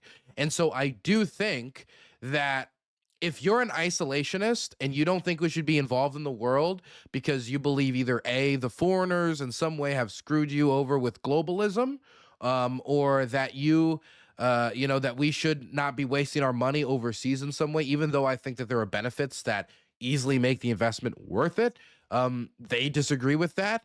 And that in and of itself is already a position that sets you against aid to Ukraine. But also, if that's your starting position, it makes any other piece of information that would be making Ukraine look bad or that would make advocacy for Ukraine look bad much easier to swallow and just accept. That's why I find so many isolationists will then also come to me about, the chemical weapons, biological weapon program that, Russia was coming in to deal with, or the genocide in Donbass against Russia speakers, or any other number of like narratives that to them made it easier to swallow their already isolationist tendencies. But isolationism in and of itself is on a rise within the Republican Party. Yeah, no, it is kind of crazy how quickly that shifted. And part of it I do think is legitimate, like aversion and reactions to the Iraq war and like saying like, oh, look at all this money we're spending and for what? Like we're having our own troops dying. But then like this, yeah, extends to this kind of crazy extent where first of all, the whole globalism thing you talk about, like everyone's like anti-free trade and like doesn't understand like how much this just benefits everything and want to go back to this weird like 1950s, like, oh, everything's made in America and it's higher quality, even though there's just like no way for us to do that in the way that we used to. But then, yeah, this idea that like, oh, we're hemorrhaging money into this very specific conflict, but then talking out of both sides of their mouth too, because like I said, like they're pro like, let's deport 2 million Gazans and build the Trump mall. Let's go invade Iran. Let's go bomb Yemen. Like this is so great. But also, oh, we're spending all this money in Ukraine, and meanwhile, like what $1 trillion military budget? It's ridiculous. And I had a I debate think with this, Admiral Gibbs yesterday, right wing oh, fun, philosopher and I would say thought leader. intellectual powerhouse. And he told me, and I didn't get the time to address this because the debate almost ran for 4 hours. My God. But I never got over to the fact that he just kind of threw out there that Trump has achieved us removing ourselves from the Middle East, basically. He just threw it out that we've been removed from the Middle. We're no longer doing Middle East wars. As Trump is actively increasing bombing on the Houthis to an extent where it's straining other American strategic commands because they're having to divert resources in order to keep up the bombing campaign. We Yeah, and he's have literally posting footage of it, like himself on Twitter or Truth or whatever. So the only it's thing kind you of, could do now is like add ACDC over it, like thunder, and like as they're like Yeah. showing the bombs and the falling down or whatever. But it's not just that. He's also doing this Gaza real estate deal to like build, or like this plan that he has, or he's pushing in Trump order Gaza to number get, one. yeah, Yeah. Trump Gaza #1 USA. You know, it's just I love that AI video. It's truly beautiful. They're Um, gonna have trans dancers there, so maybe it will be woke and we're semi cool with it, you know? But the point is that there is this kind of dichotomy of Trump being this isolationist and there being this isolationist fervor that has taken over at least a large swath, or about half of the Republican Party. But then there's also, from some of these even same people, this desire to build empire in Greenland and Yep. Panama and other locations, even if it seemingly would cost blood and iron. I mean, the way that Trump talks about it, he at least flagrantly hints at the idea. And while I'll get like the odd, like principled libertarian who says, "Well, I'm against that too," there has not been a wide scale backlash to this, either because some Republicans are just hoping the whole thing blows over and they don't have to really have this kind of NATO crisis about the future of Greenland and challenging a NATO state over territory within NATO and what that could mean for the shattering of the alliance, or because you know, they're pussies. I mean, Well, I don't think that there's this really but it's deep definitely like fervor a within the Republican Party to it's actually go and conquer stuff. But I do think Trump is actually starting to manifest that to some degree.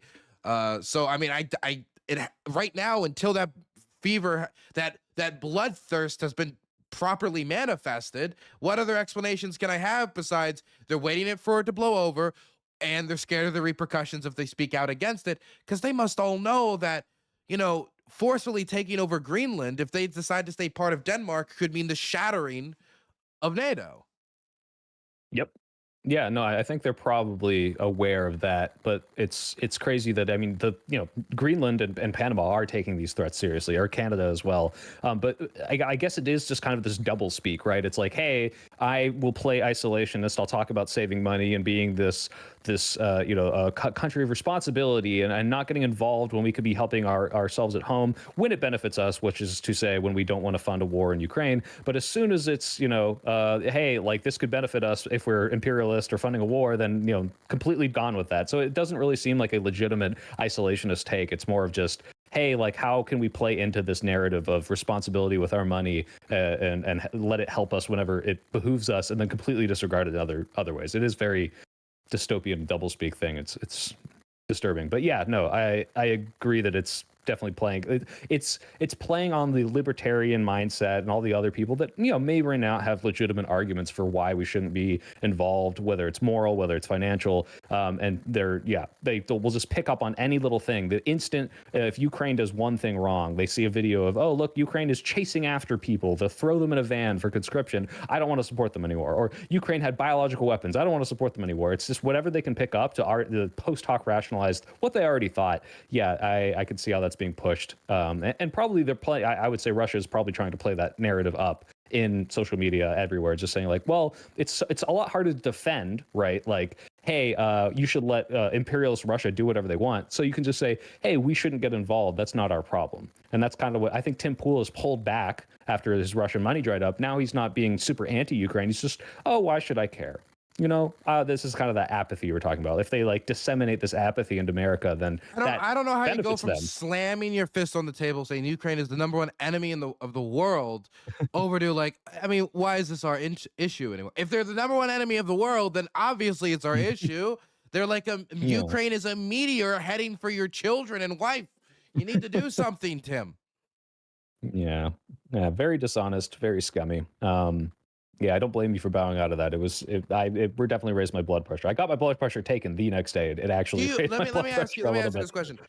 Why Wiccan Lactoid to have this debate? Why Wiccan Lactoid? I mean, like, Tim could have had Scott Horton with his 750-page nonsense manifesto go up against somebody like, I don't know, Michael Weiss or Timothy Snyder. If any of these people would give them the time of day, that is, somebody that's like semi-credible on the issue, like a Western voice. If they want to get Westerners to speak about this, there are people who could have a conversation with some detail and not be stuck in a lot of surface level nonsense, which, I mean, that's what I felt like it was. Because, for example, when when Lactoid talked about, oh, all the children that were kidnapped were just orphans. That's a lie. That's a Yeah. lie. And that number one, even if it was just kids from the orphanages, many of those kids in those orphanages were kids who were like in the middle of court cases about family members in custody and stuff like Yeah. that. So that means they're not orphans if they have family that's actively trying to. So that's a documented lie. Wick doesn't have the information, and I don't expect him to have that information so quick. And he has like a week to prepare for a debate like this, Yeah. offhand to throw out there.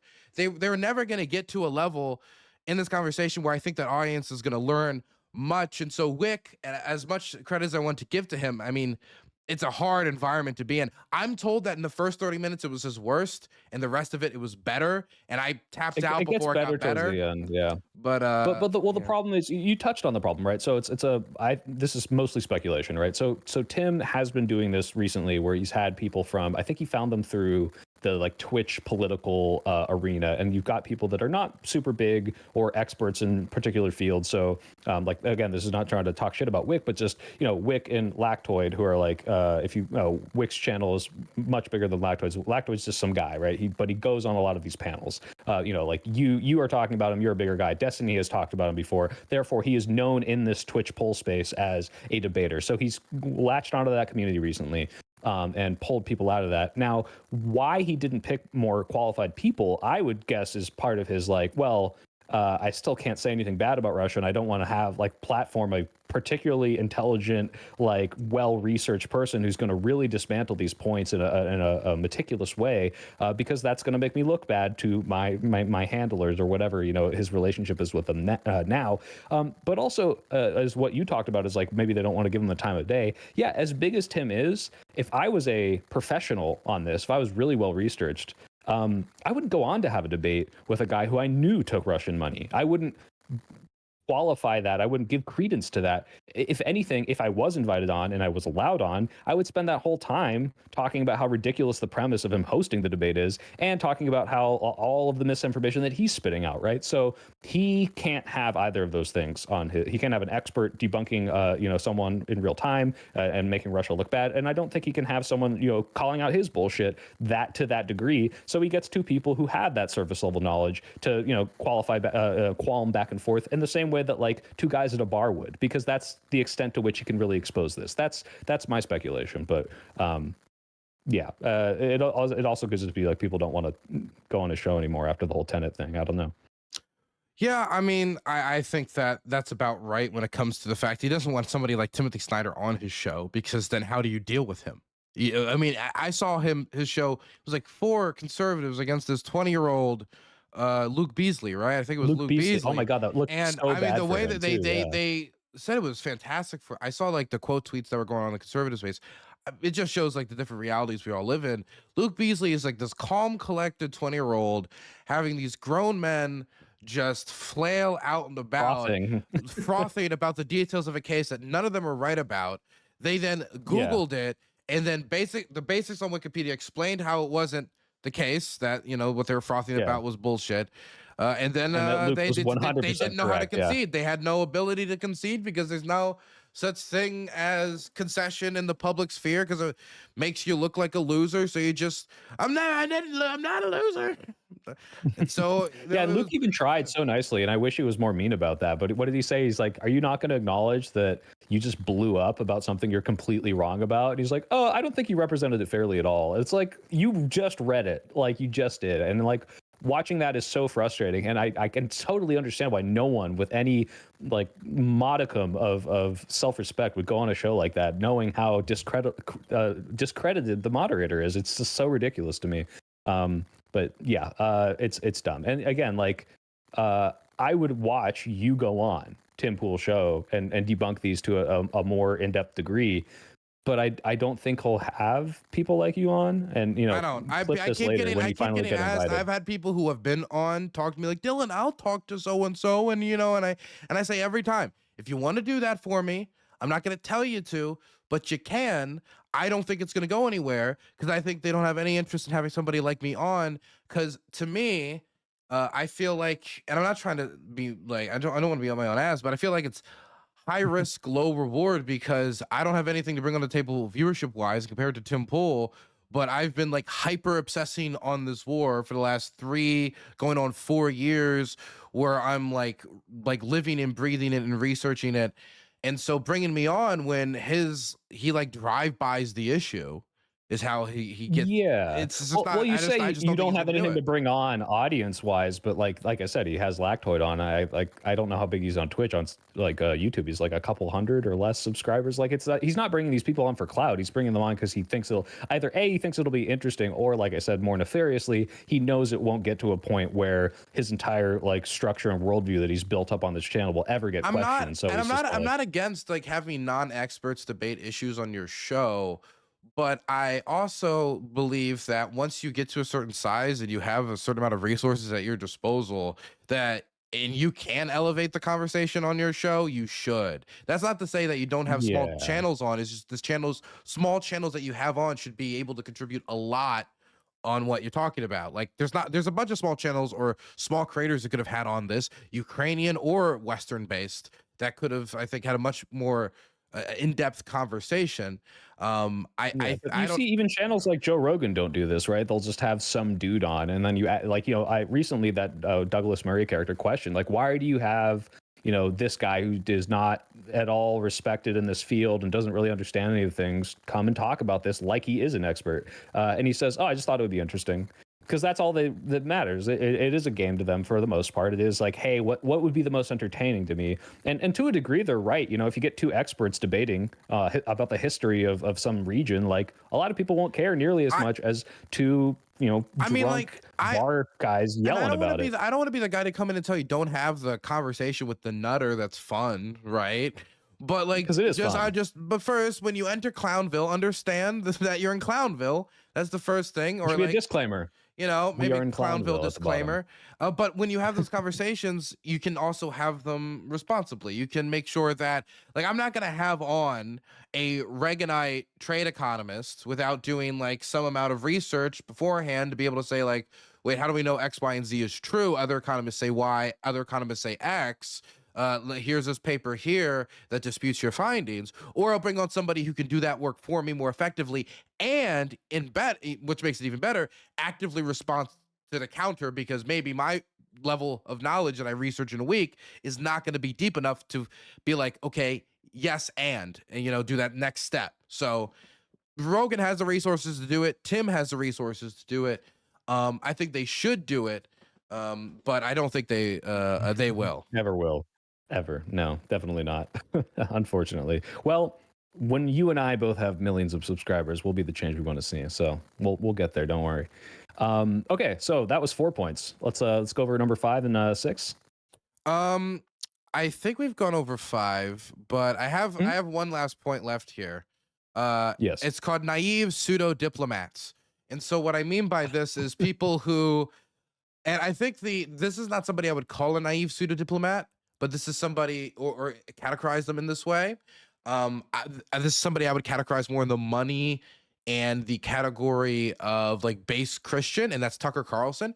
He was talking Mm. to Steve Witkoff, who was Trump's top negotiator for the war, and Steve Witkoff was forgetting all of the regions that are currently occupied and naming any of them, and then misnaming them as he's now talking about giving them over. So he wants to give up land that he can't even name, and he's like talking about the Russian referendums in occupied territory. He's talking about them as legitimate, and he's just stepping in every single pile of shit he walks through. And every single time his foot passes a pile of shit, he goes squish and feels it between his toes. And as he's doing that, at one point, Tucker Carlson asks that, if we give Russia all this, all this stuff, and, we get this ceasefire, are you scared that they're going to like attack again? Because that's what everybody talks about, is a big fear.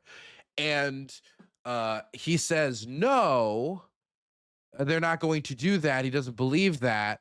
And then Tucker says, yeah, because I wouldn't. And Yeah, what was the it's Trump excuse? It was, it's well, so Putin wouldn't do that. naive.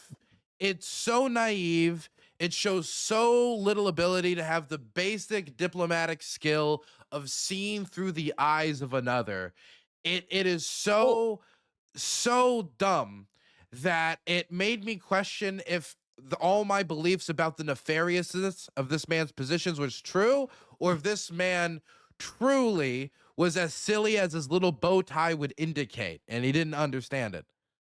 Well, I was gonna say, like, yeah, that doesn't strike me as particularly. I mean, like on its face, saying that is naive, but I would not expect Tucker Carlson, and especially when you look into like more of his positions and what he says behind the scenes, and it really does seem like he knows what he's doing. Or like, I don't know if this was him, but like, there'll be like leaked texts about Trump, and like, on the news, he's like, oh, Trump, Trump, Trump, Trump, Trump, and then in the background, he's like, what the fuck is this insane guy doing? That speaks to me more as a this is what I have to say for my pro-Russia narrative, because this is the guy, right, who goes to Russia. He's in the grocery store, and he's like, well, they have bread here. Isn't this crazy? Like, just very He like, sniffs through the plastic.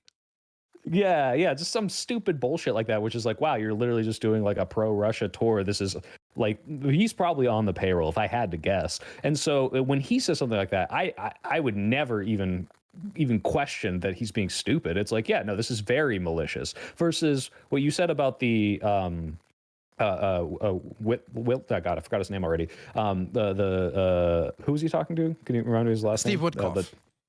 I wanted to say Whitmer for some reason, because of Gretchen, yeah. Minnesota or Massachusetts. Yeah, Gretchen Whitmer.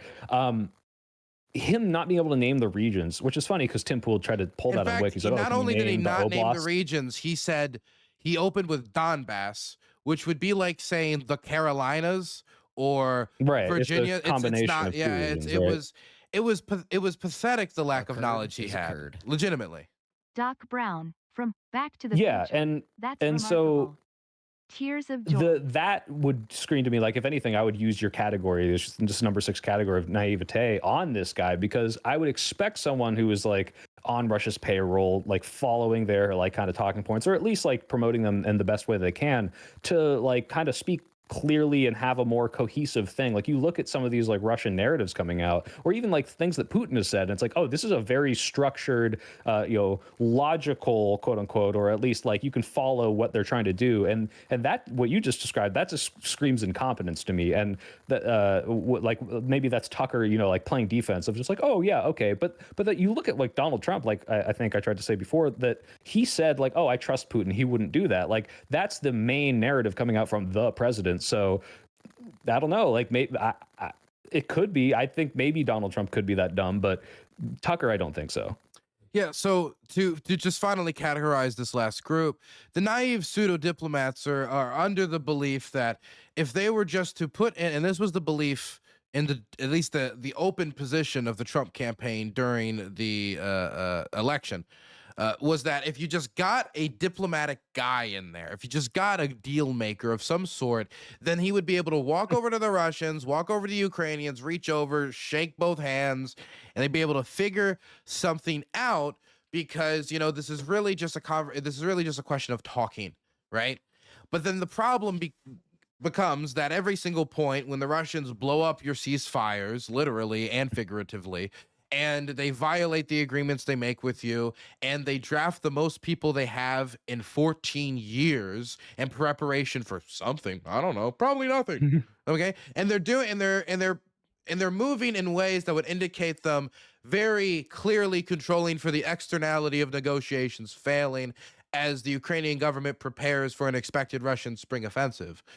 As this is all going on, and continuing to hold this position that, oh, all we Occurred have is to do occurred. is talk. I don't.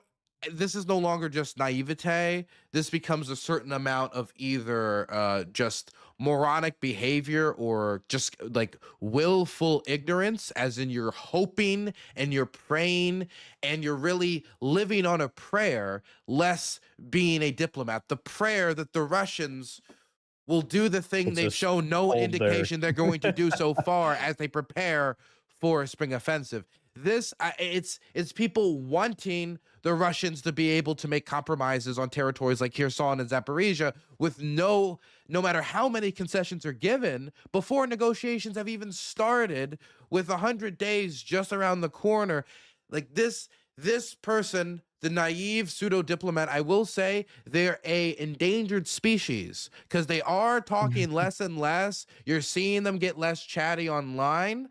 When I talked to Admiral Gibbs yesterday and I looked him in the eye, I could tell it was really hard for him to say, well, he could do it in the first 100 days. Still, he has 10 days left. And I could see he wasn't really like, I could see his soul wasn't in it. It was crushing him.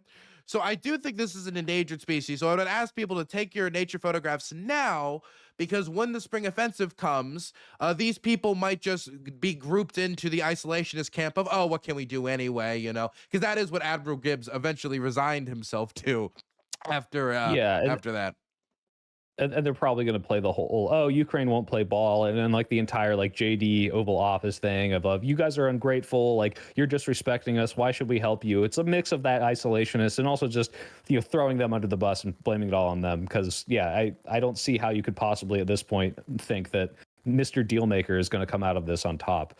But yeah, no, that maybe that is a good segue into kind of the final thing I wanted to talk about, which is what happens now, like going forward, like how can Ukraine like come out of this? Not, you know, I think they said this in the Tim Pool debate that you didn't finish, but Wick said this, and I kind of to an extent agree. If we had security guarantees and the battle lines were drawn as what the new countries are, like they lose all this territory, that would still be in a way a win for them, right? They retained their sovereignty, they made sure they didn't become part of Russia, and they now have some sort of guarantee it won't happen again, even though I don't know if that could ever happen.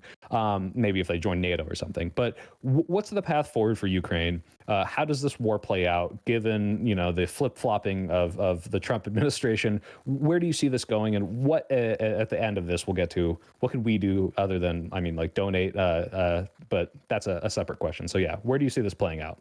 Well, at this point, the Ukrainian government cannot concede to Russian demands.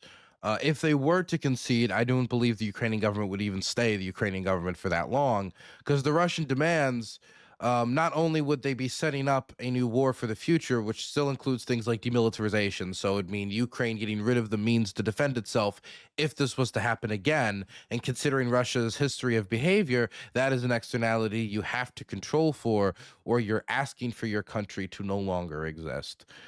So there's that problem where the Ukrainian government can't concede to that, and it can't concede to the territorial demands of not only recognizing everything, but also, especially, giving up currently unoccupied territory like Kherson and Zaporizhia, a city of 700,000 in Zaporizhia. Kherson, the place where the human safari is ongoing. So do you really hand the hunted over to the hunter?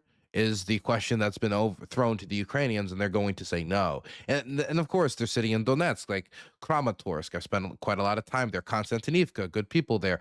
Pokrovsk, Dobropila, good people in Dobropila.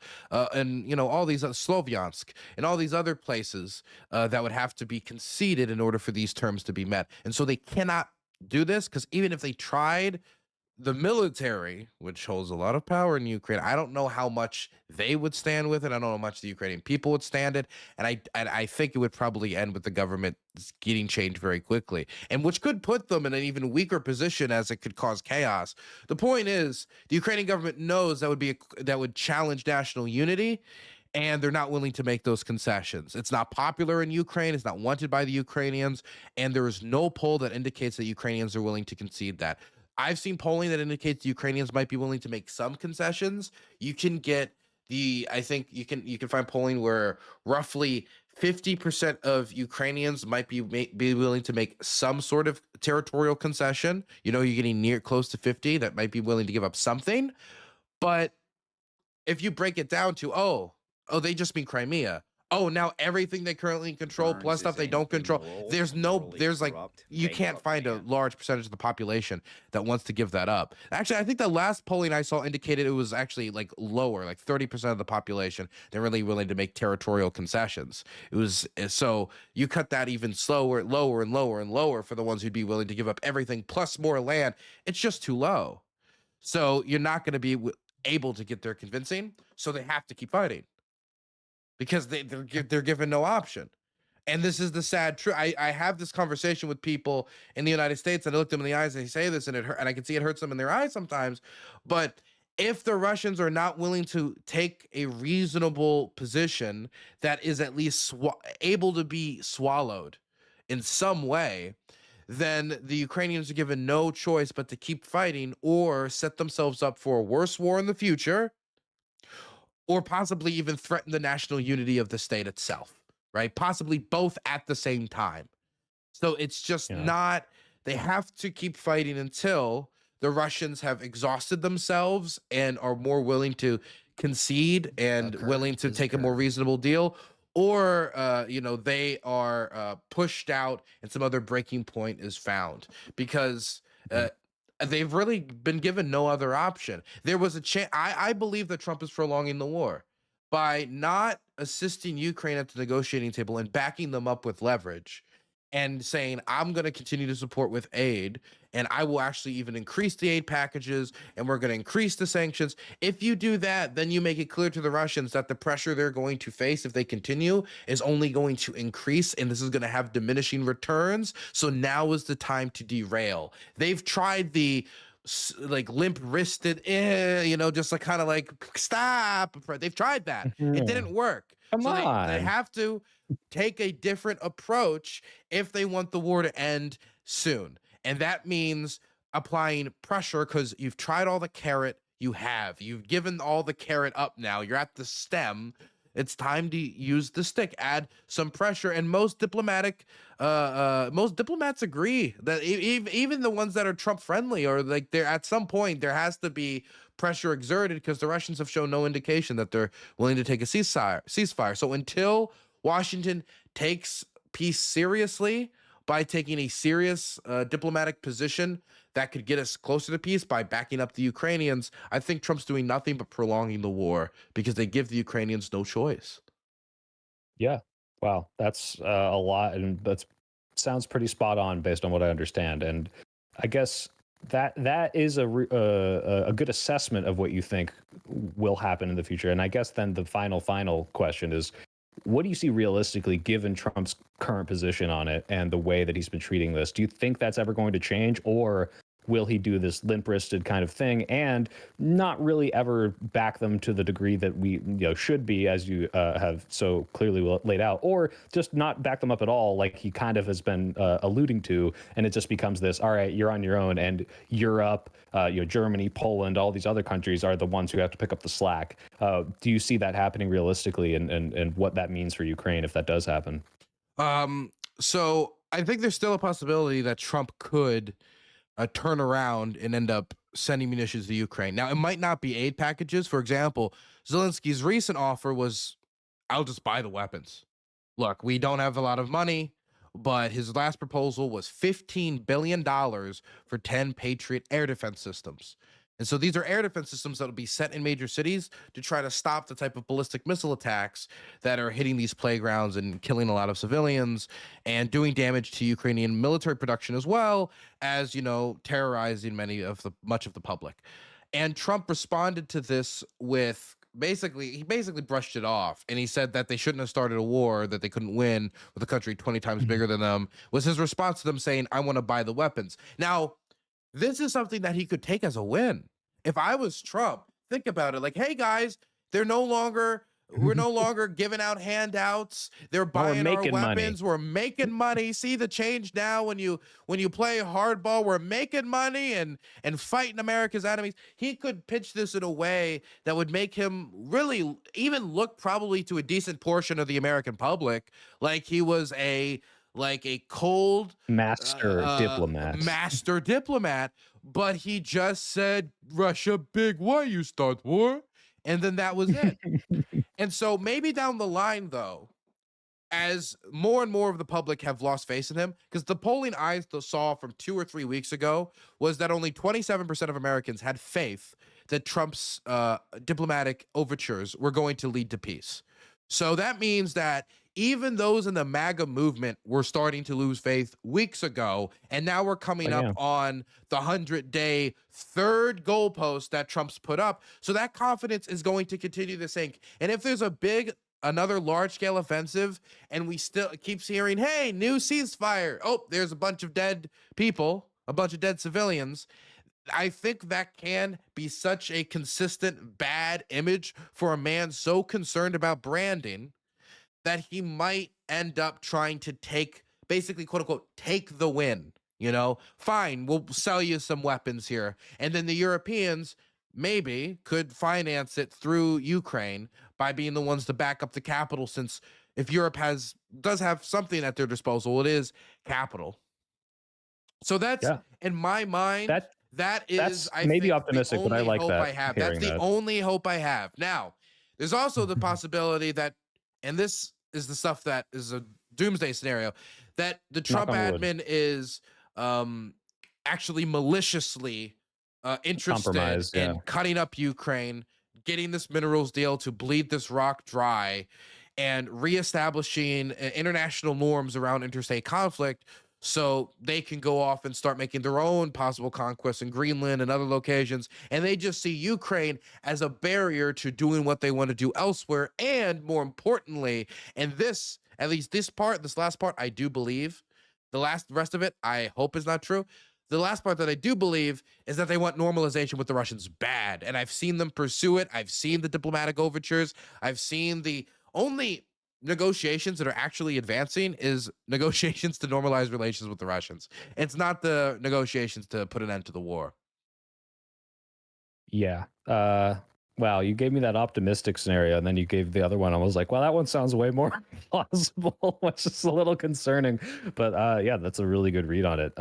So yeah, it does feel a little bit dire for a lot of people, and it's easy for me to say that too, as someone who's not, like, Anna, who is having her friends and family under attack, and then herself constantly. So I guess for the people like me, or especially you and people in my audience who are super passionate about this, I'll leave off on, other than what we talked about, fighting disinformation, spreading the word. What can people do? What are the best causes? How should they help stop what is essentially being, sabotaged through several governments and bad faith actors? How can they help out? I have that Cars for Ukraine thing in my link, and I think that's a good one that Andrew Brocato put me on that. But I would assume you might have a finger on the pulse for some really, really good humanitarian things, especially if you can see the direct results where it's like, hey, you put in money here and you just let this mom, like you said, travel into this country and get her child back, right? Like something that really people can see the material change that their money makes. Like how can Americans or anyone in my audience help? Sure, there's a few charities. I mean, pick your poison if you want. I mean, there's UA Animals. I was with them in here sawn after the flood, and they were setting up animal centers and like little places to take care of all of the animals that no longer have humans to feed them, the strays and the pets that had been abandoned by their owners, who had either been killed or they had fled because of the invasion. And they set up centers for animals and little pounds like right up to the front line, and they do really good work in trying to save animals, and that doesn't get a lot of attention, so I do want to give them a shout out because they do good work and they risk their lives. I know Constantine, which he's a guy on Twitter who's always fundraising for Ukrainian excavators for the armed forces to help them increase their defenses, which is probably one of the big issues that don't get a lot of attention. Is they need good engineering equipment to build good defenses, because while a lot of That's World for War trenches occurred, and yeah, sort of yeah, barriers, that sort of thing. Yeah. Master Diplomat. a lot of the It World War looks more like One master. comparisons. Hey, Papa Dutch, thank you for the donation. But the a lot of the World War One comparisons are overdone, but it is true that the trenches are a big part of the battlefield. So his fundraisers really help. Renegade Rescue, they do aid work. They're another group you can look up. Degas Paul, they do fundraisers for the armed forces. I worked with them to do a fundraiser for demining equipment for Ukrainian deminers. That's another a cause that I care a lot about in Ukraine, because that's going to be an issue for the next 50, 60, 70 years. I lived with those guys for a month. They can drink. And then there's Save Ukraine, which helps smuggled trafficked Ukrainian children try to get back to their families. Awesome. Hey, so that's great. Thank you so much for coming on. Honestly, this has been super elucidating for me, because I'm not going to pretend like even close to touching the level of information, and it's really awesome to hear this from your mouth directly. And I guess my last question, other than, thanking you for coming on, is when's the Hippy Dippy coming back? If we get a ceasefire, are you going to bring back Hippy Dippy? God, the thing is, More importantly, I see. The thing is, there is an apparent want for some sort of panel format, and I see the space could have had that. Instead, Piers Morgan got it. He got the recent, Yeah. he's the person who has taken American media and has made it most closely resemble Indian political debate culture. I don't know if you've ever seen Indian debate TV shows where they have 10 people on the Have not. screen at the same time, all yelling over each other, but it is beautiful, and he has done the closest of that in the United States. I am not super interested in doing Hippy Dippy again right now. I might be interested in More hosting important things happening. an odd or an end debate. I'm fine with hosting a debate here. I'm fine having debates. I just don't get contacted for them very often because the stuff that I want to debate, like Ukraine, there's just not a lot of Not people. cool anymore, bro. It's not cool. We're It's not talking fun about anymore. US aid and Doge. Danabo, though, who is the real one of the real minds behind Hippy Dippy, one of the main bookers, he has told me he was interested in at least thinking about a Hippy Dippy around the economy. Having a bunch of people come on and debate what's going on with the economy. And that's probably only going to become a bigger issue as time goes on. So, Danabo at least had some, flutter in his heart for it. But, he's going to be the I real myself decision was maker. thinking about starting one, but I was like, probably the same thing as you. I see all these terrible things happening. I'm like, I really can't Asterisk, I never focus thought on, about linking blood super sports chat. debates and organizing a whole Interesting. panel when like I have friends and their parents are about to get deported. I need to fucking talk about this. This is like way more important to me, but it's still fun. So like I said, that's like my optimism that I'll take away. I hope that your best case scenario happens for Ukraine that you described, and also that things get so good in America that we have the time to have these stupid fucking debate panels, because they're a lot more fun than worrying about whether or not my friends and family are going to get sent off to an El Salvadorian gulag. So, And if yeah, grandma's I try going to be able to to retire in the next 4 years, yeah. I've just given up on the idea that I will have a 401k, unfortunately. But whatever. Maybe climate change will get us all by then. We won't have to worry about it. But it's been great to meet you. Thank you so much for coming on. It's surreal for me as someone who used to like watch you and all these other people, and now I'm like talking to you directly. So I really appreciate it. It's an honor to meet someone who does what you, unless you're lying to me, very, really good things across multiple spaces. So thank you for sharing everything. Thank you for coming on. Thank you for educating me on Ukraine. And I hope we talk again. And I hope things go better so we can have dumb, fun debates too. So Yeah, no worry. appreciate Next the, time you can ask me about all the horrible, terrible things I do. You can get to the bottom of the war pervert Dylan Burns. I was gonna say someone in my chat, I don't know if they were joking, called you CIA. Is that like an accusation that's going around? People believe that my grandfather was the CIA director. They believe, or your grandfather was, and therefore they No. believe that you are. You asked too many questions. Well, his name was Bill Burns, right? And so people just thought, oh, his last name's Burns, Dylan Burns, and people made like weird like infographics where like a line connects the CIA. The Glenn Beck whiteboard. Yeah, and I kind of threw me for a loop. I honestly enjoyed it while it was going on. Yeah. Well, hey, look, if the CIA is going to pay you to do things that I think are morally good, I support it. So more money to Dylan Burns. That's what I'll say. Everyone in his chat, donate to him now and get your CIA contacts to give you more Ever funds. since USAID got shut down, I lost all my CIA bucks. So if you want to support me, you can go to DylanBurns.tv and donate to support the online documentaries. All right, awesome. Well, thank you so much. Yeah, everyone, check out his channel in the description. And apparently, my chat has been arguing about Israel for 30 minutes, so I got to go deal with that real quick, and then I'm gonna go back to my video editing. So thanks so much. Nice to meet you, man, and I'll see you around, hopefully. Nice to meet you too, man. You have a good one. Bye-bye. How's everybody doing? Sorry, we didn't have really like an intro section for that, I don't think. We didn't have an intro section. We just kind of started the interview. We were supposed to have like a 10-minute like period before to get set up, and right when I joined the call, he already had the stream going. So I didn't have the time. We just kind of jumped straight into it.